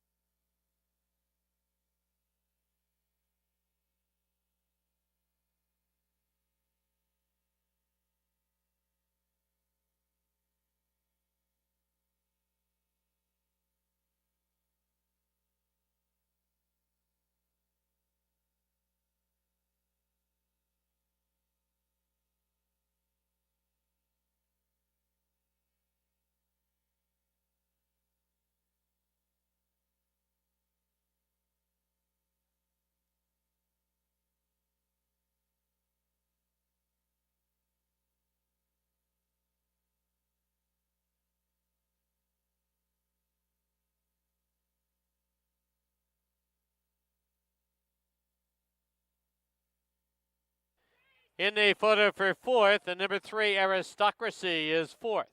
5-2-4-3 on the board.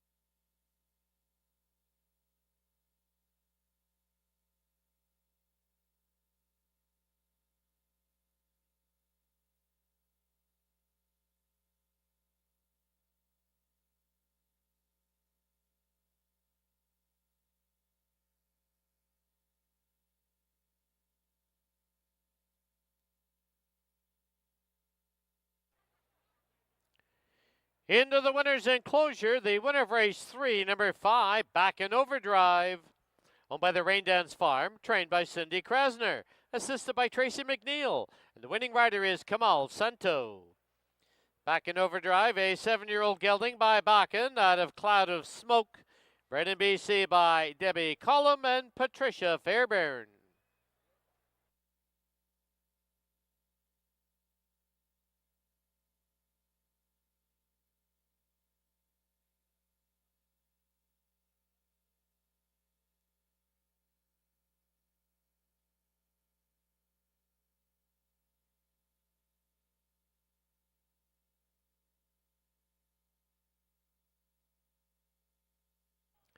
The result is official.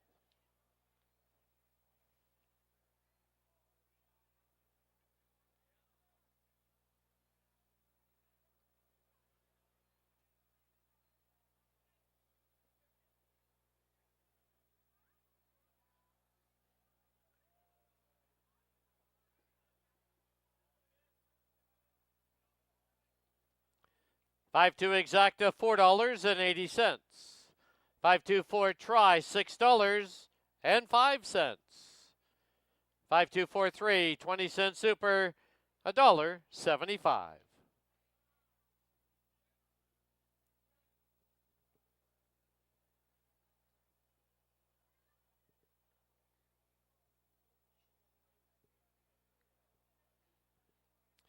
Final running time 116 and 67 100ths. In the fourth, number 1, Lizzie's Reign, 5 over. Number 3, Foothills Boulevard, 2 over. Number 4, Viva La Diva, 3 pounds over. Race 4 kicks off. The pick 4.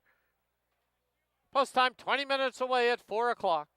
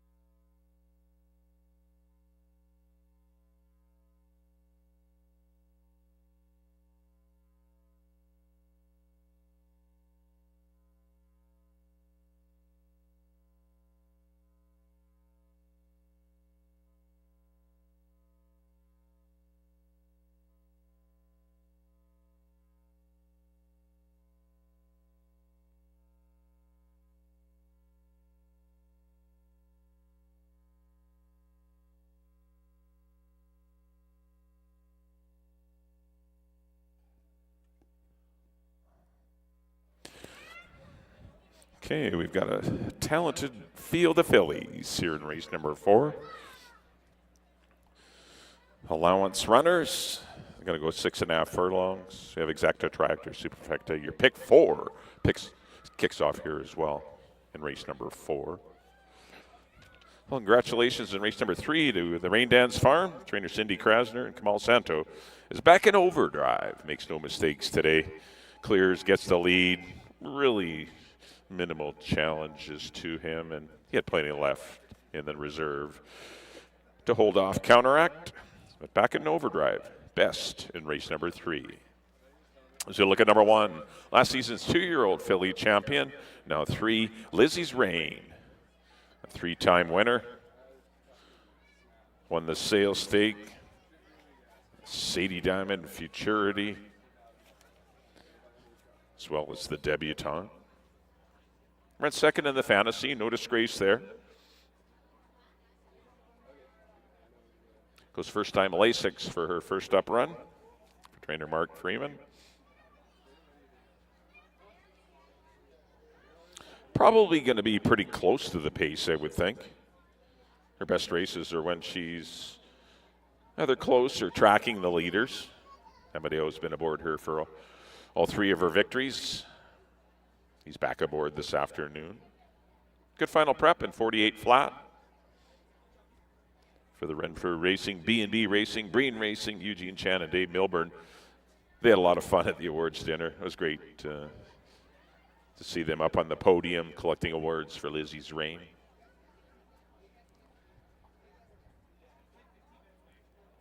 Of course, they didn't pay a lot of money for. Bred by Suzanne Anderson, and shows you can get lucky. Even the smaller stables and smaller owners that only own 1 or 2 horses in partnership can get lucky and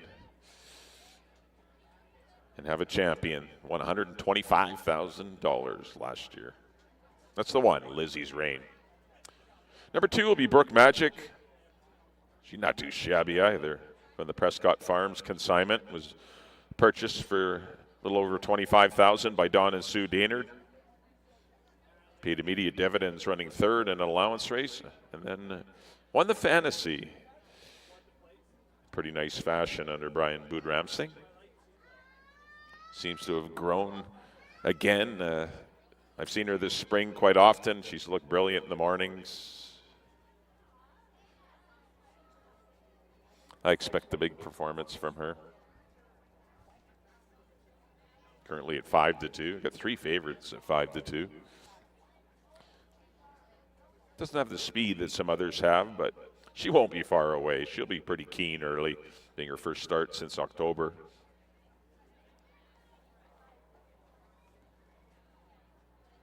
Number 3 is Foothills Boulevard. One of 2 Edgar Mendoza runners in here. Both are owned by Todd Mountain Thoroughbreds. The one plus that this Foothills Boulevard and her stablemate Backburner have, they have a race in 2024, and that's a plus. And this one has a victory at the maiden allowance level, defeating Eddie's Girl and Donna Wynn. Of course, the competition is tougher today, but at least she's been able to shake off some rust and attain a victory. Silvino Morales will be aboard. Does lose Antonio Reyes to the 4. There's a good look at Foothills Boulevard at 5-2. 4 will be Viva La Diva, owned by Russ Bennett. Not sure why. Should be Russ and Lois, but oh well.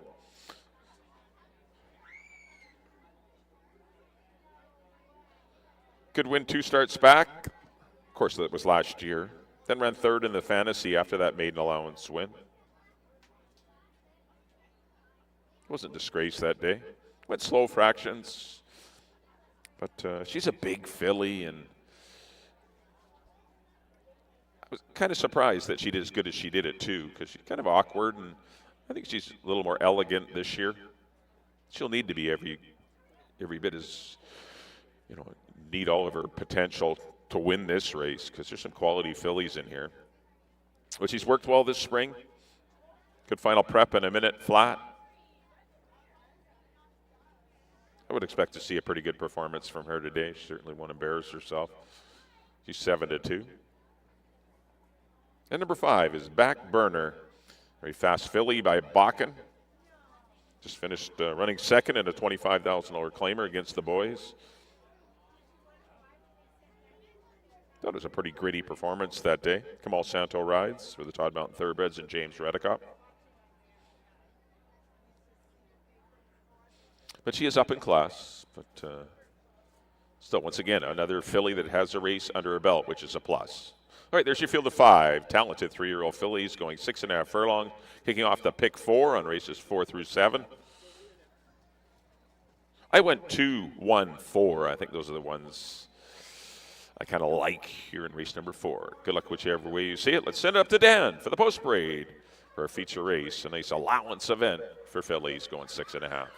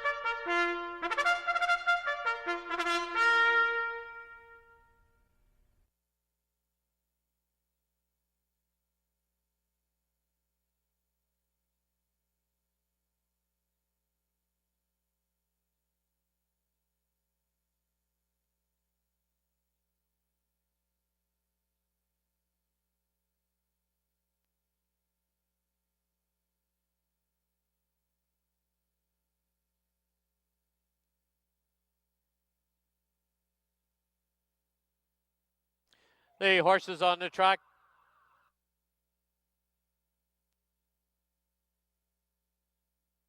For race 4, please note we do have a loose horse in the backstretch. That's the 3 Foothills Boulevard.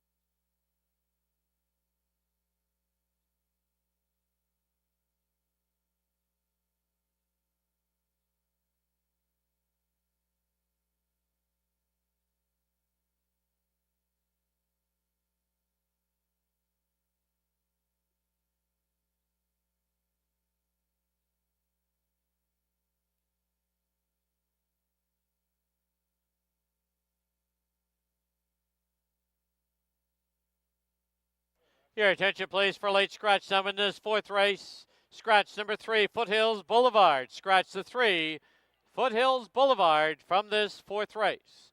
All win, play, show, exactor, triactor, superfecta tickets will be refunded If you have pre-purchased your Pick 4 tickets, you can go back and change your selection or accept the board favorite at post time.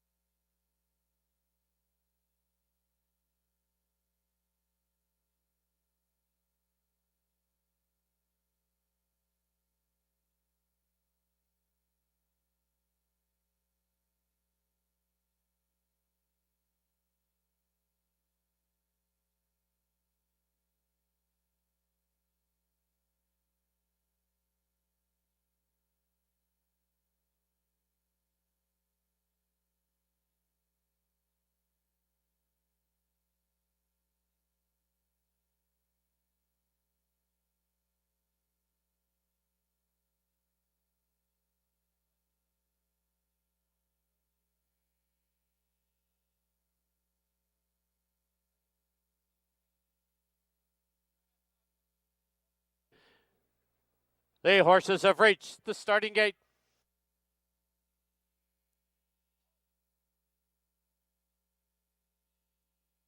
Once again, we did have that late scratch of the 3 Foothills Boulevard.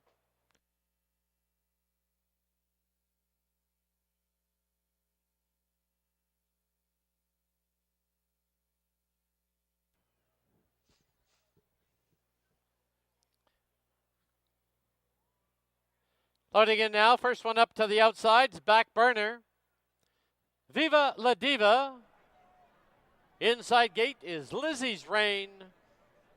And Brook Magic completes the lineup.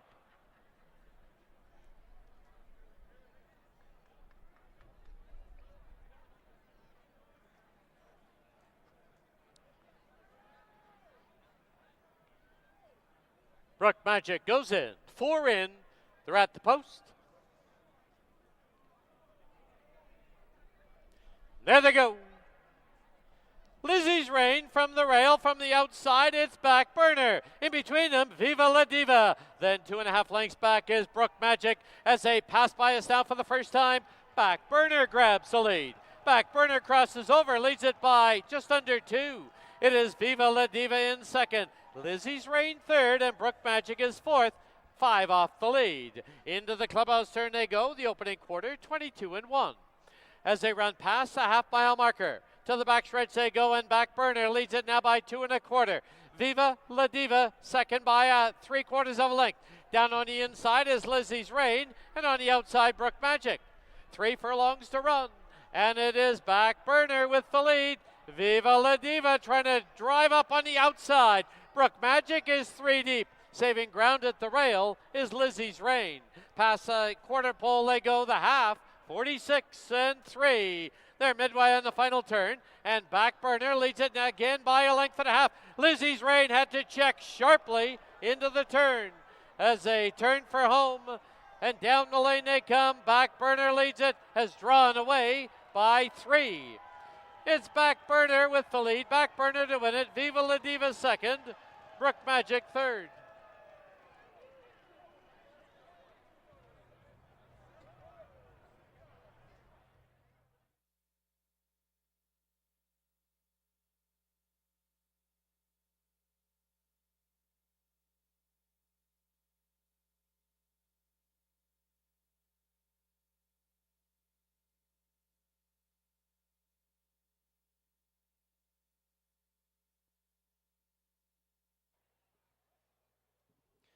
On the board, the unofficial winner, number 5, Back Burner. Number 4, Viva La Diva, second. And number 2, Brook Magic, third, 5-4-2 on the board.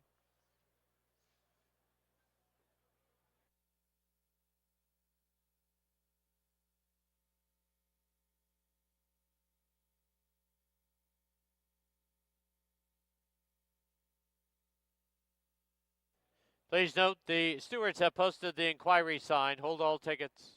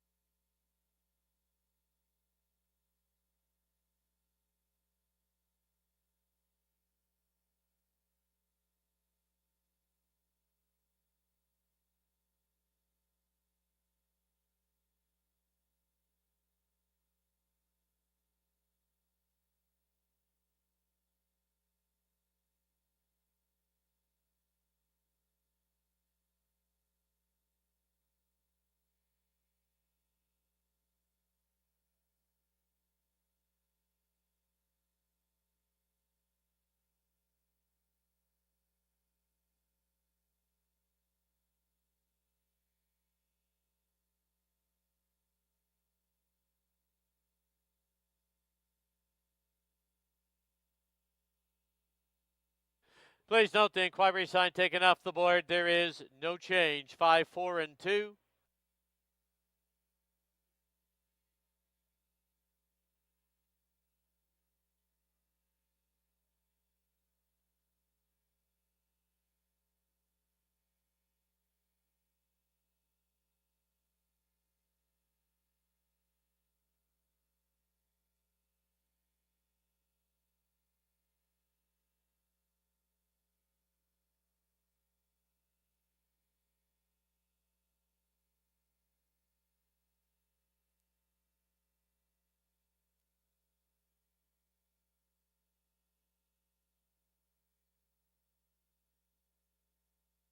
In the winner's enclosure, the winner of race 4, number 5, Backburner, owned by the Todd Mountain Thoroughbreds and James Reddicup. Edgar Mendoza trains, assisted by Christina Mon. The winning rider, Kamal Santo. Backburner is a 3-year-old filly by Bakken out of Remarkable Lady, bred in BC by the Red Rock Farm.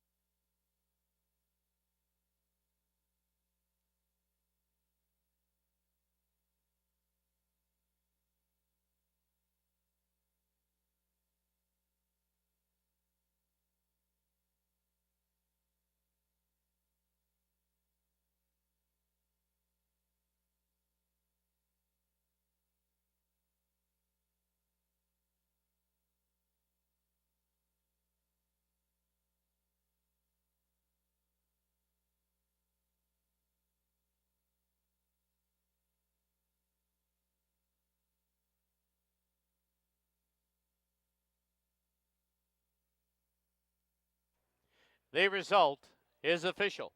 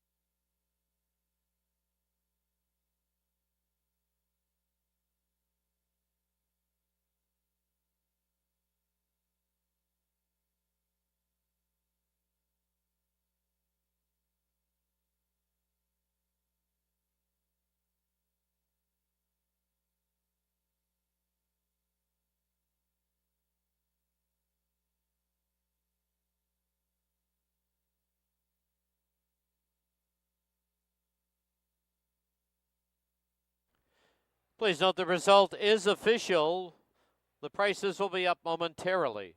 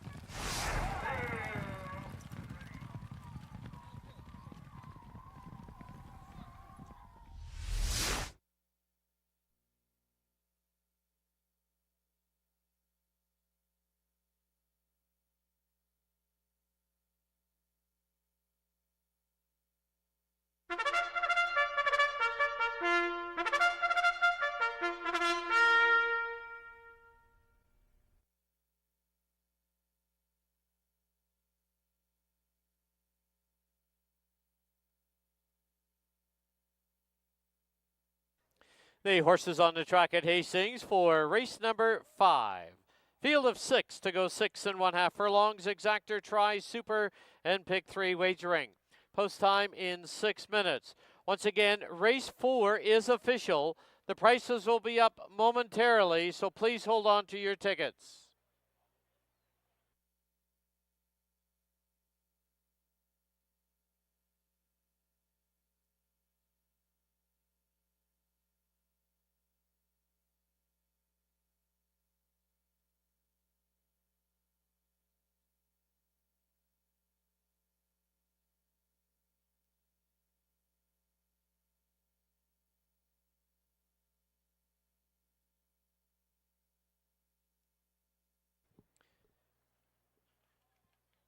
On parade, number 1, Beckett's Best, owned by the Todd Mountain Thoroughbreds and James Reddick up the rider Kamal Santo.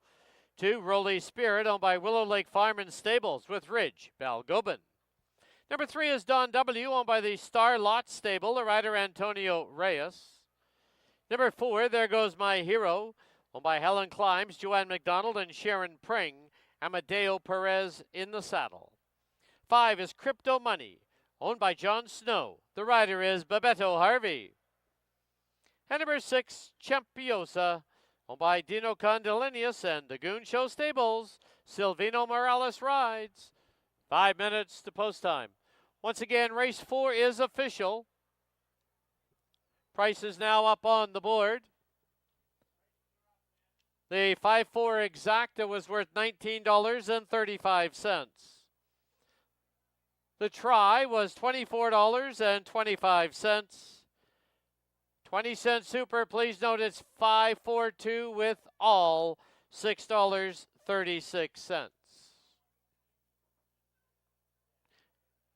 Now let's go down to the paddock and Bailey Williams.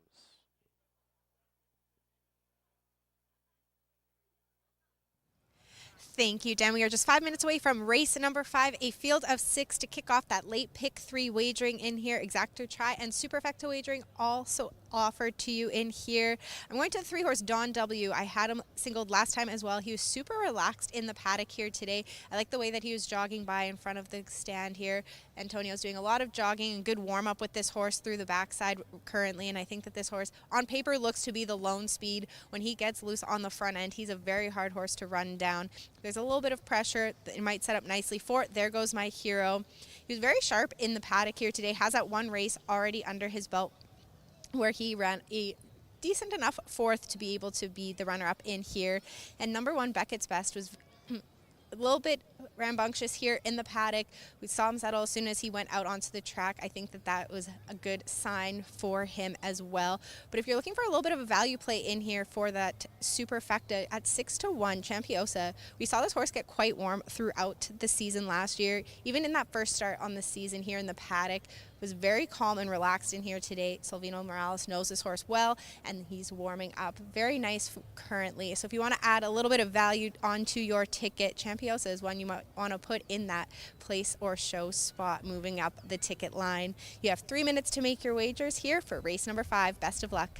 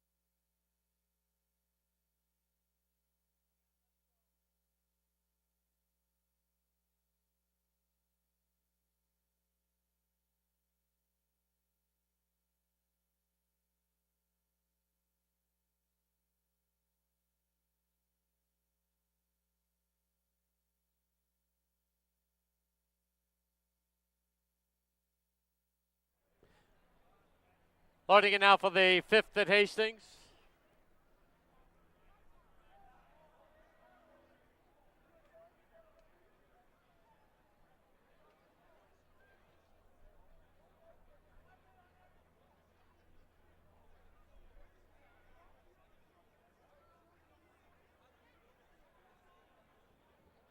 Last one up to the outside gate is Champiosa. 6 in, they're at the post, and there they go. Champiosa from the outside, from along the inside, it's Beckett's Best. In the early mix, there's Don W. There goes My Hero. Down towards the inside is Rolly Spirit and Crypto Money. Under the line now, they've hooked up. Beckett's Best on the inside and Don W on the outside.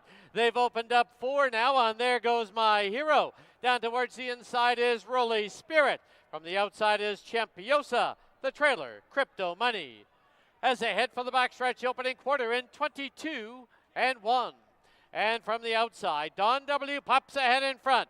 Down on the inside is Beckett's Best. It's 4 lengths back to There Goes My Hero. Champiosa now asks for run in 4th. Rolly Spirits at the rail in 5th. Crypto Money 6th. As they race into the far turn, the half, 45-2. From along the inside, Beckett's Best is game. Don W still right there.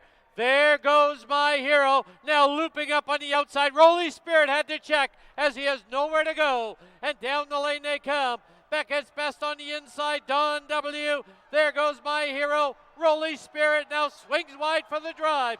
Here's There Goes My Hero. And There Goes My Hero wins it.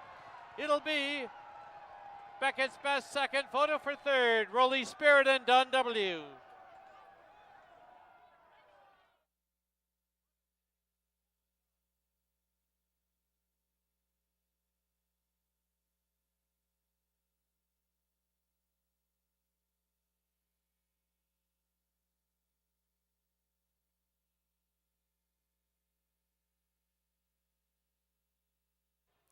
On the board, the unofficial winner, number 4. There goes My Hero. 1, Beckett's Best second, Photo for third. Hold all tickets.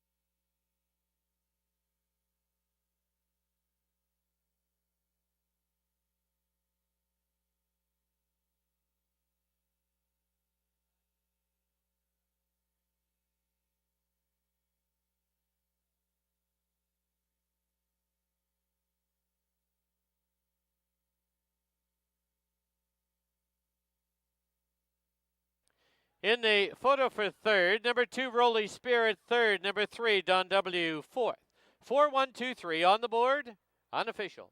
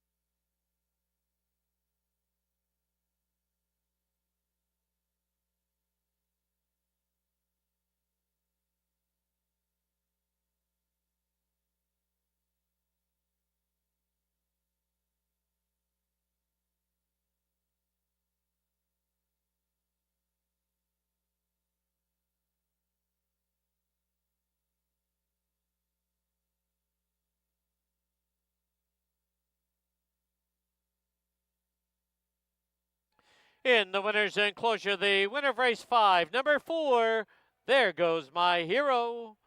He's owned by Helen Climbs, Joanne McDonald, and Sharon Pring, trained by Steve Henson, and the winning rider, Amadeo Perez.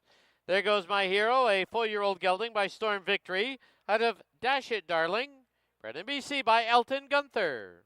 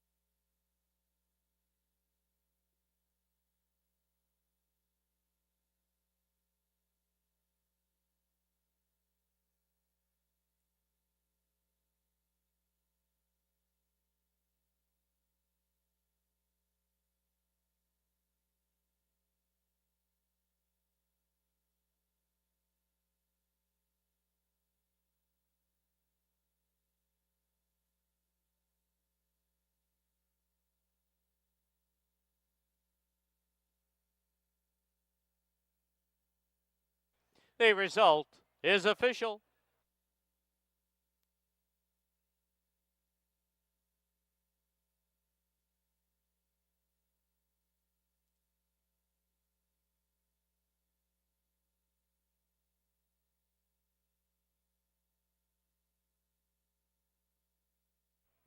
For one exacta was $25.50. 412 try was $81.95.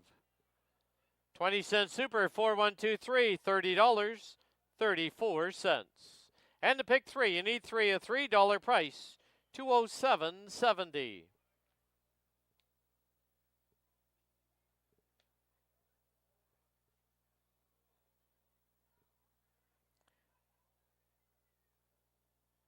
The final running time for the 6.5 furlongs, 117 and 66 100ths. Race 6, number 2, I'm Seeing Red, 1 over, scratch the 3, Attain. Number 4, On My Good Side, first time Lasix, and 2 pounds over. Scratch the 6, Highliner, no show, no superfecta wagering. Post time, 19 minutes away at 5:08.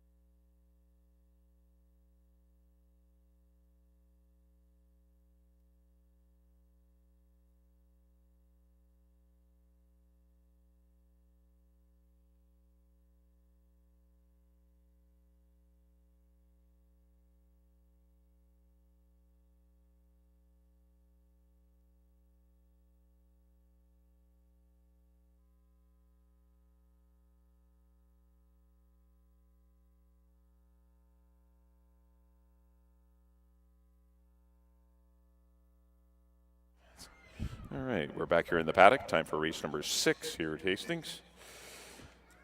We've drawn a couple of scratches here. We scratched the 3 Attain and also the 6 Highliner.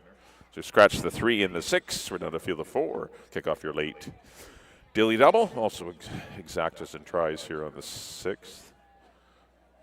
Well, good run from there goes my hero. For Helen Climbs, Joanne McDonald and Sharon Pring. Trainer Steve Henson continue the run. As there goes my hero. Stays clear of trouble. Amadeo Perez cleverly kept Ridge Balgoman in the bad spot with Rolly Spirit. And Rolly had to settle for 3rd, but there goes my hero. Defeated a very stubborn Beckett's Best with Kamal Santo for Edgar Mendoza. But there goes my hero. Victorious in race number 6. We've lost the paddock camera shot. We'll carry on. Number 1, Go Lent Go. Should get speed in her first up run this year. That was a tough race, though. Diocles and Crown Council are far better horses than what Go Lent Go is running against today.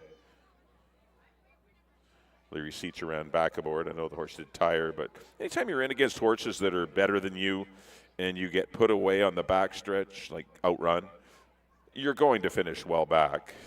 It's going to deter you, and that's what happened to him that day. I don't know if there's anyone in here that's going to deter him. He might find his way on the front end and just keep going for Joe and Gloria Russo and Patty Leaney.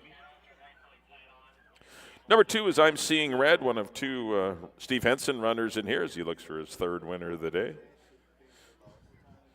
Good series of works, 101 and 2, 101 flat. Last couple of breezes. Half-brother to Regal Riot, who won the BC Derby a couple of years ago, back in 2022 for Robbie Anderson. But this one's being offered for $20,000, so obviously not a stakes caliber horse as of yet.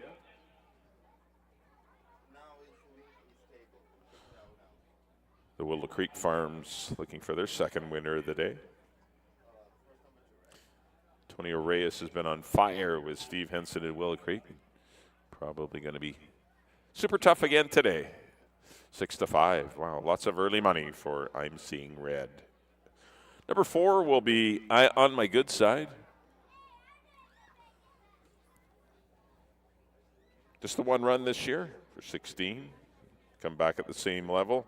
That was a race won by Curlin Rocks, who just ran away and hid.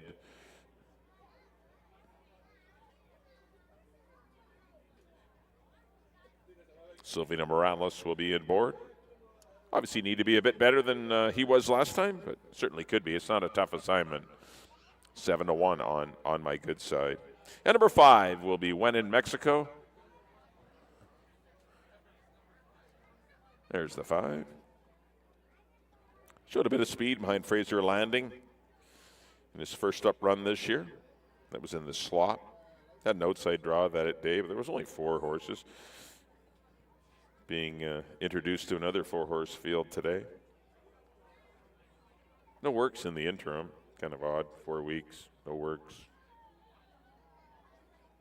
Scott Williams back aboard. I know, not a whole lot of form to go on here. Kind of a guess. I went 1-2, 1-2-5, but strictly a guess. Whoever you like in the paddock, you see something you liked, go bet it, because there's no one that is overmatched in this race. Once again, scratch the 3, scratch the 6. First half of your late double. If you're playing the late double in the last race, scratch number 5, Donna Wynn. Number 5, Donna Wynn, has been scratched out of the 7th race. All right, field of 4. 8 minutes to post to here for race number 6.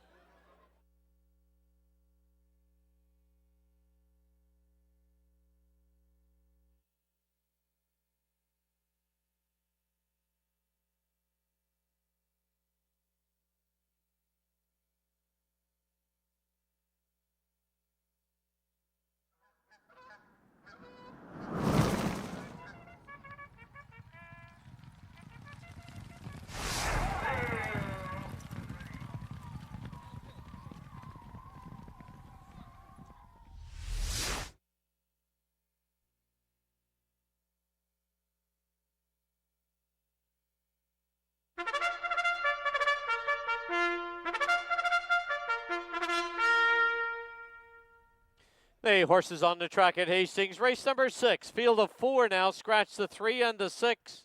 They're going to go 6 1/2 furlongs. No show, no superfecta wagering. Post time in 7 minutes. Please note the track condition has now been labeled as track good for this race. Track good.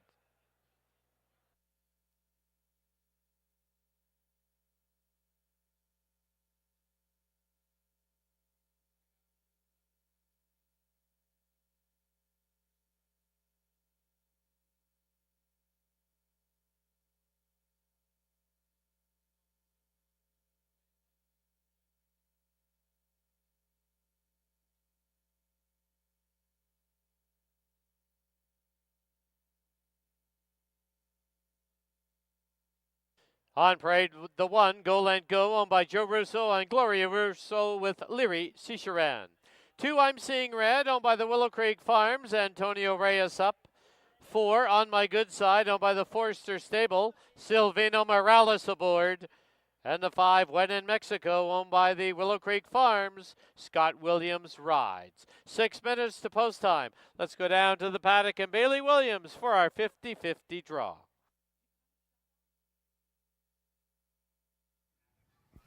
It is that time again. If you bought 50-50 tickets, make sure to get them out now. You'll have 15 minutes from the time the number is drawn. We'll give the barrel a spin. Today's winner gets $772.50. You have 15 minutes to head on over to that blue tent to claim your prize. If it is not claimed, there will be a redraw.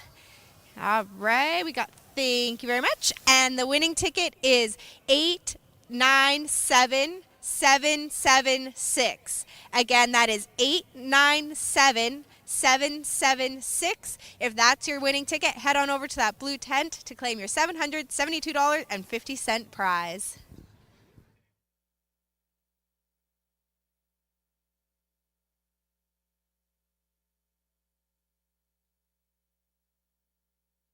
Once again, there's a look at your 50-50 draw number this afternoon. 897776 worth $772. You do have 15 minutes to claim your prize at the tent just outside the winner's enclosure. Or another ticket will be drawn. 15 minutes to claim your prize.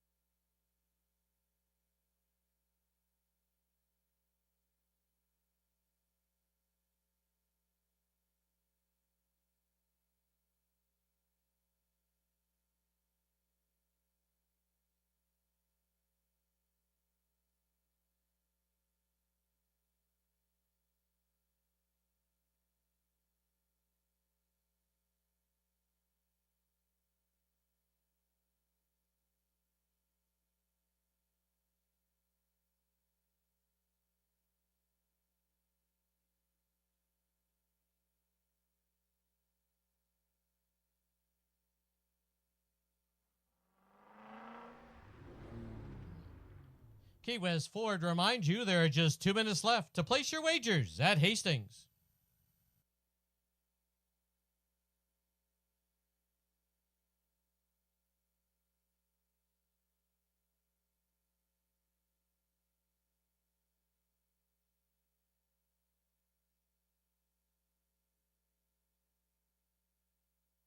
Just a note that our 50-50 ticket draw has been claimed.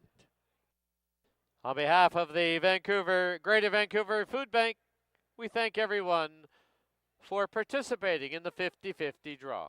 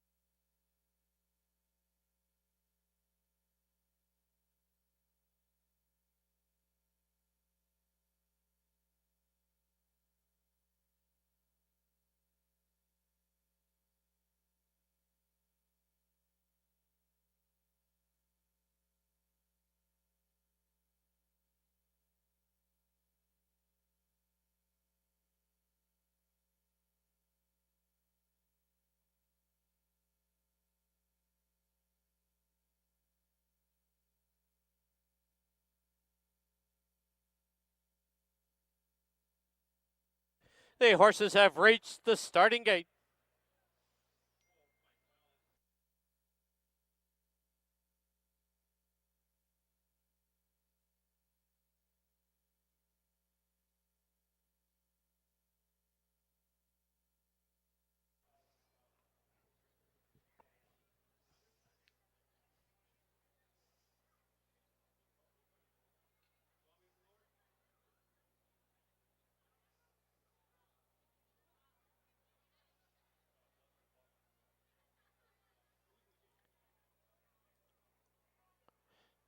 Loading in now for the 6th at Hastings. When in Mexico comes up without the rider to the outside gate.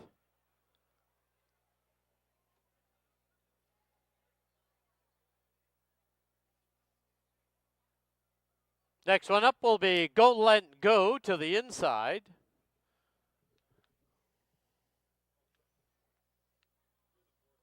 Followed by On My Good Side. Last of 4, I'm Seeing Red.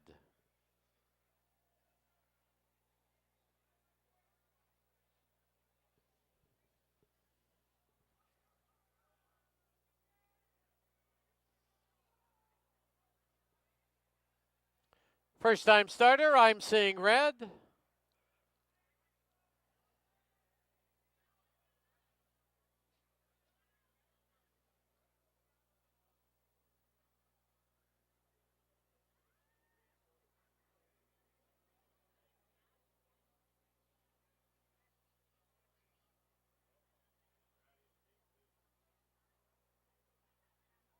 Riders off. The 2, I'm seeing red, Antonio Reyes.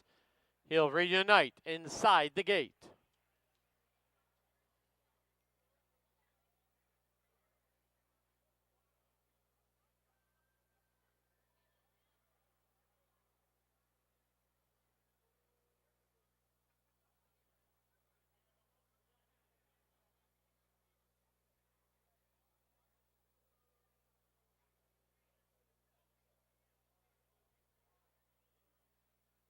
I'm seeing red, squeezed in by the assistant starters.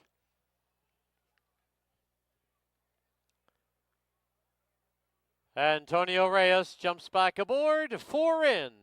They're at the post. There they go. From the outside, when in Mexico, put right on the early late. Go, Lent, go. Drives up the inside on my good side right there. And I'm seeing red, the early trailer. As they go under the line.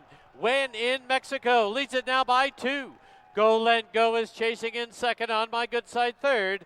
And 3 back to I'm seeing red. Into the clubhouse turn they go. And when in Mexico is opened up by 2.5. On my good sides, up on the outside. At the rail is Go Lent Go. I'm seeing red, the trailer, 7 off the lead. Opening quarter, 22 and 2. They're midway on the back stretch and now 3 furlongs to run. When in Mexico leads it. On my good side, though, is inching up on the outside. 2 lengths back is Go Lent Go, driven along in third. And the trailer, I'm seeing red. Past the quarter pole they go. The half, 46 and 4. And it's still When in Mexico with the lead. On my good side will now try and take another shot at him on the outside. 4 back is Go Lent Go as they turn for home. When in Mexico's under a drive. Up on the outside is On my good side.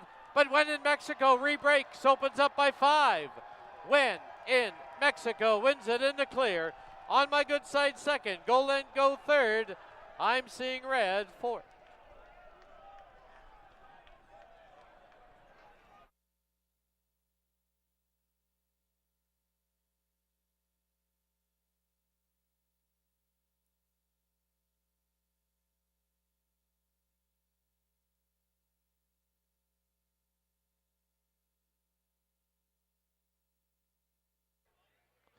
On the board, the unofficial winner, number 5, When in Mexico. Number 4, On my good side second. Number 1, Go Lent Go third.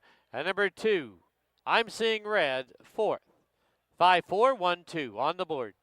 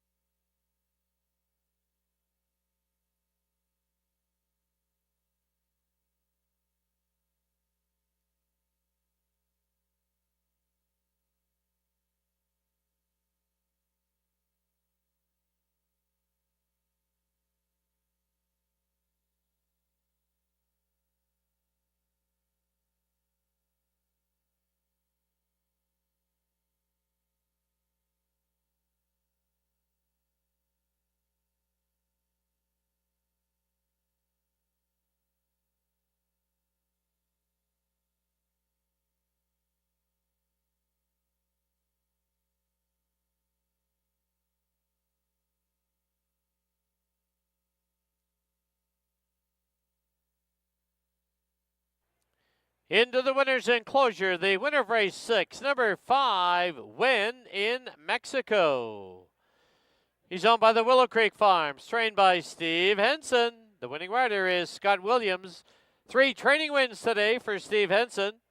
Win in Mexico is a 3-year-old gelding by Bakken out of Notice Her, bred in BC by Charles Harris and Pat Marini.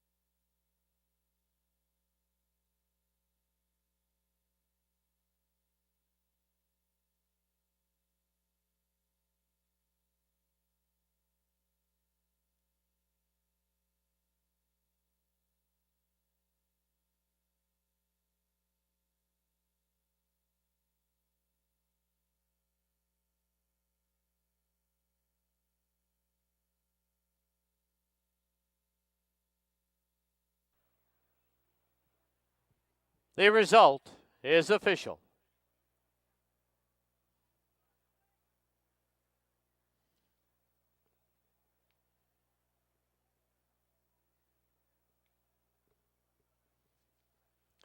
$5-4 exacta was $13.15.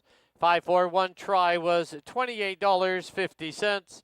The pick 5 of 5 was needed. It returns $4,033.85.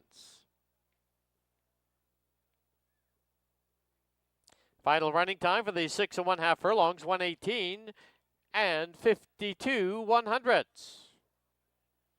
7th and final event, number 1, She's Kind of Hot, 1 pound over. Scratch the 5, Donna Win. No super high 5 wagering. Post time 18 minutes away at 5:37.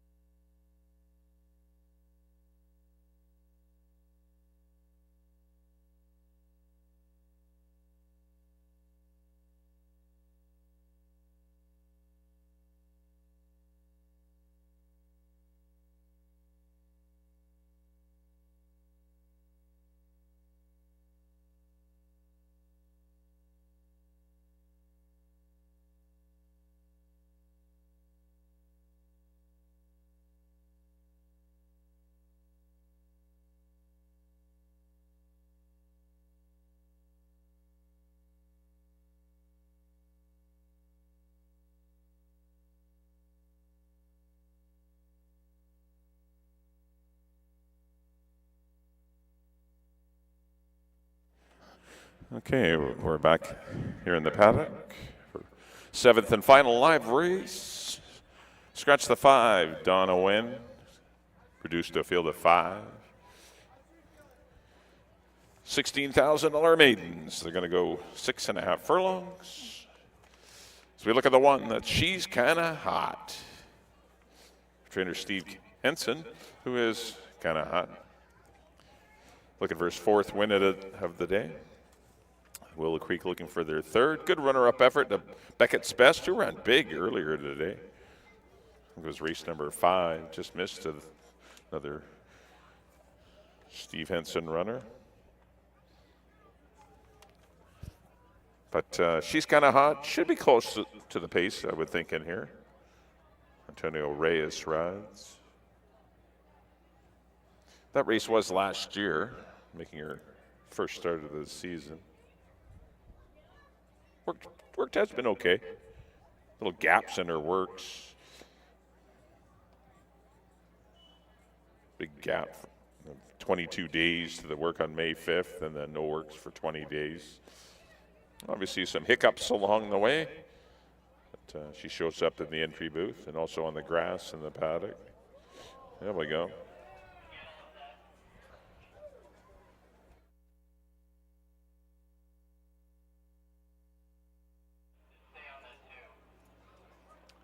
The 1 is fine. Number 2 is Isa Beauty for Gordy Kristoff, Robbie Anderson. Good runner-up effort to our bloke last year. Was scratched a couple of weeks back when flipped into the paddock, but been well schooled and hopefully can get out of the paddock today. But working well. 6-1. Live long shot, I would think, with Ridge Balgobin aboard. Number 3 will be Weekend in Delmar.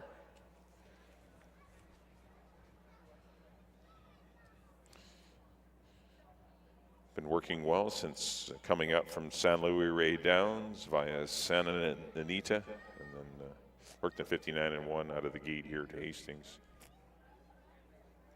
Distant second to Lizzie's Reign, the 2-year-old filly champion last year. Wasn't the toughest of stakes races, ended up second ahead of Donna Wynn. But still, ran well. Daughter of Union Rags for Don Daynard and Kim Kozak. Getting some play at 9-5. Certainly deserves the hype. This isn't a tough maiden 16 grander.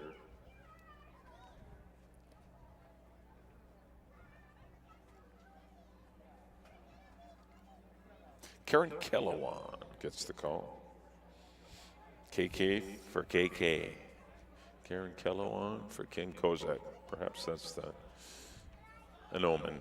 Number 4 will be Higher Image for the LH Stables, Len Harris. And trainer Rob Van Overshot. Amadeo Perez will be aboard. Just the 3 runs last year in the maiden 16s. No success. Wasn't a great season for her last year. Definitely one to flip the page, and hopefully she's better this season. The work on May 4th, 113 and change was very good. There's a better look at Higher Image, 5-1. Rounding out the field will be number 6, BC Choo Choo. Distant second to Curlin Rocks at this level. It's had 2 runner-up efforts this year. Has speed, not blazing speed, but certainly good enough maybe to get the lead in this spot, because there's no confirmed speed horses. So I think Brian might be able to boot this one to the front. It'd be tough to catch.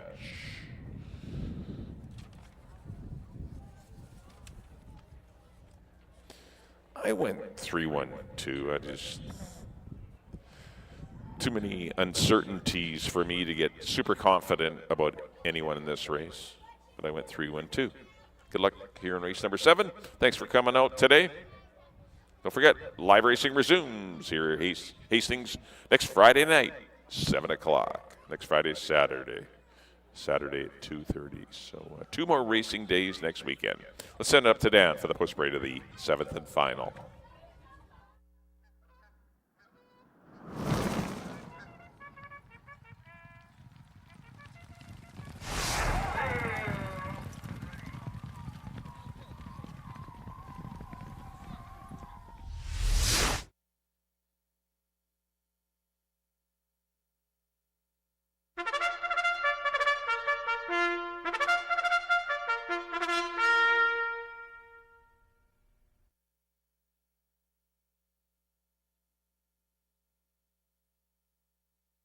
The horses on the track at Hastings for race number 7 as we wrap up our Saturday card. Field of 5, scratch the 5, no super high 5 wagering. Post time in 5 minutes.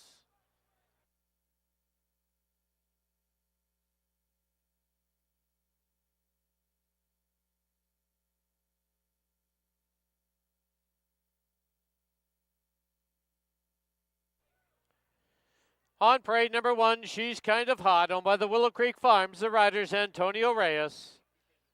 Number 2, Eyes of Beauty, owned by Gord Christoph. The rider, Ridge Balgobin.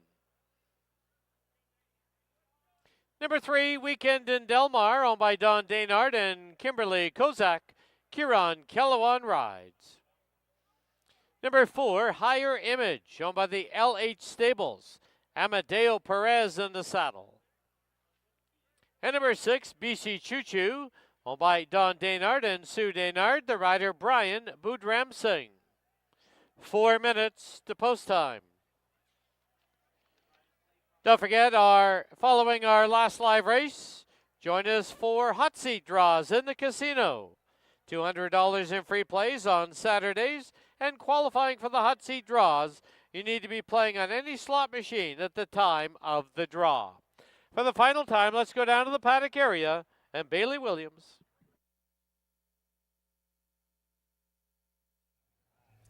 Thank you, Dan. We are just 4 minutes away from the finale here. Race number 7, a field of 5 to go 6.5 furlongs. It's a field of maiden fillies. Weekend Delmar looks the part, was acting the part here in the paddock. Rightfully the favorite at 2-1 here. Number 1, She's Kind of Hot. We've seen Steve Henson have 2 horses, one last night, one tonight, get that second start, be the victory for them. She's a little bit hot here in the paddock, but nothing too alarming, as she is just a typical feel-good chestnut filly. The only one I'm going to switch out, I am going to go to the outside horse, BC Choo Choo, and take Higher Image off of my ticket. She was quite warm here in the paddock. It's cooling off nicely, so you can't leave that up to the weather. She was a little hot. I think she's one that is going to need this race and another start maybe before we see her settle and develop into her full potential. So I'm going to go 3-1-6 here in race number 7. You have 3 minutes to get your wagers in. Make sure you join us Friday night, first race, 7 p.m., and best of luck.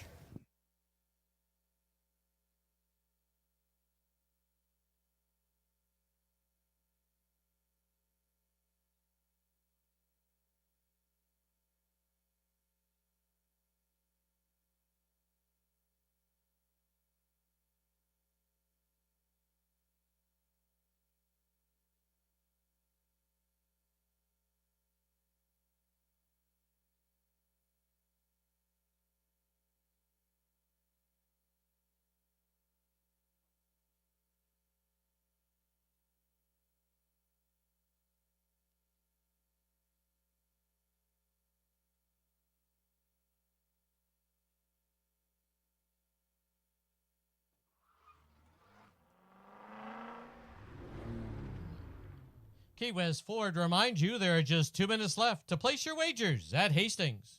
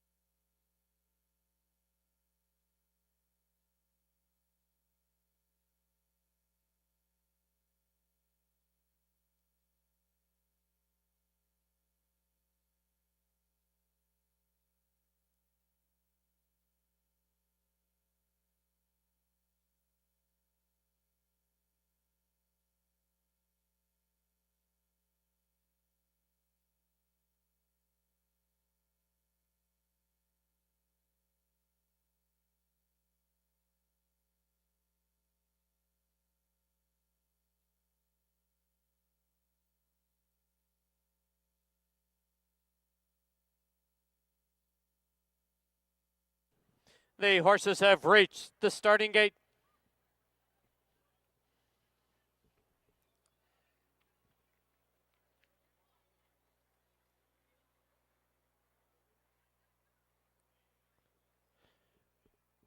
Loading in now for the nightcap as we close out our Saturday card. First one up is Eyes of Beauty.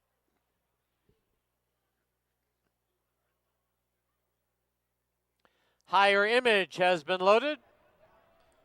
Weekend in Delmar. Outside gate, BC Choo Choo. The last one up. She's kind of hot.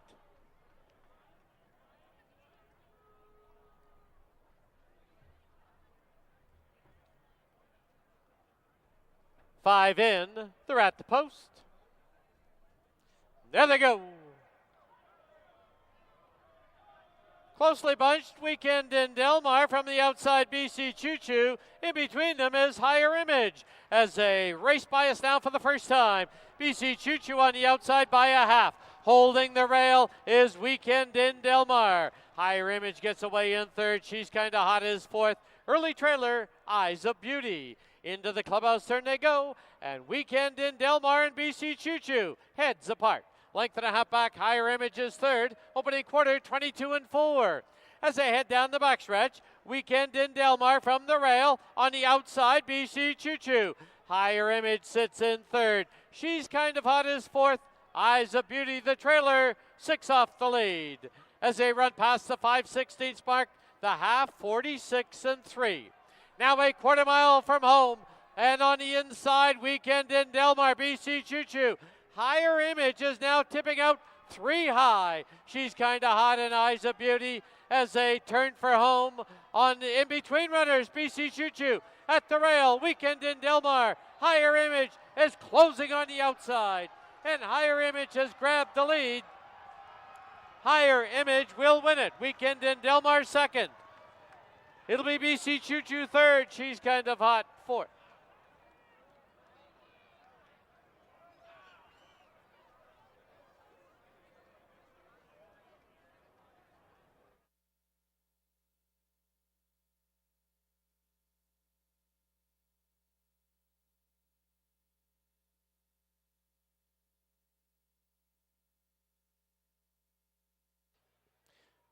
On the board, the unofficial winner, number 4, Higher Image.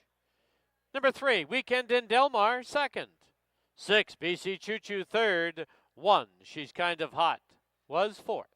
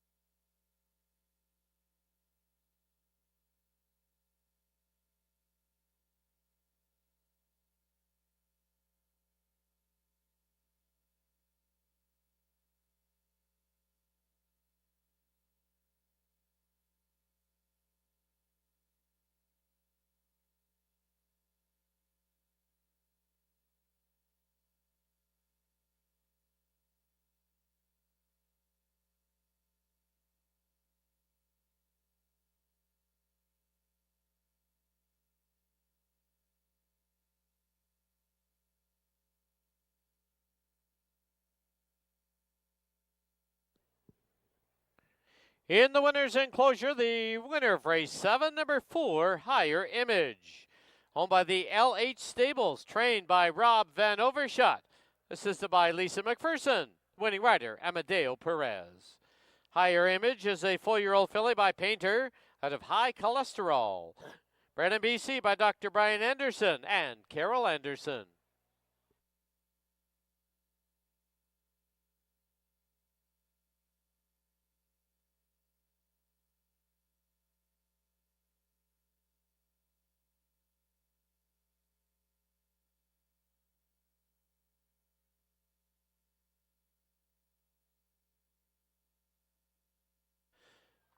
Please note the stewards did conduct a review into the start of race 7, but there has been no change.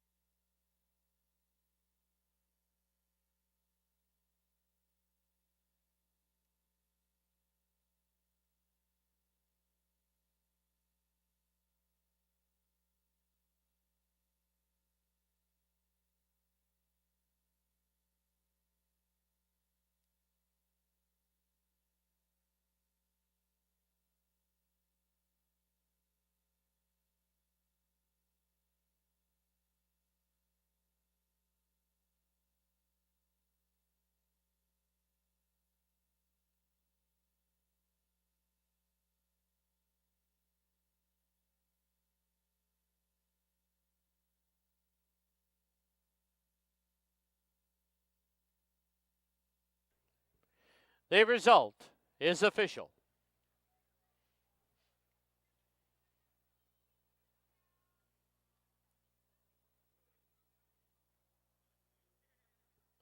Fourth ray exacta was 44.70. 436 try was 89.80. The super $17.17. Late double 161.90. Pick 3 and need 3 of 3, 500, 23.55. And the pick 4, you need 4 of 4, 20-cent price, 432.83.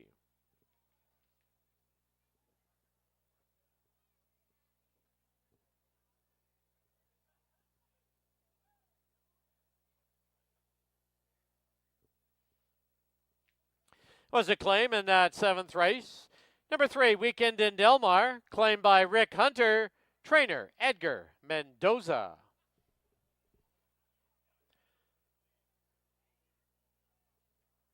That'll wrap up our Saturday card here at Hastings. Just a reminder, we do have a simulcasting until 10 a.m. in our simulcast center, and our gaming floor featuring slot machines is open. 19 plus to play. Live racing continues next week, once again on Friday night and Saturday afternoon. First race both days, first race Friday 7, first race on Saturday will be 2:30. Thank you for watching and wagering on Hastings Racecourse. Until next week, drive safely. See you soon. Good night.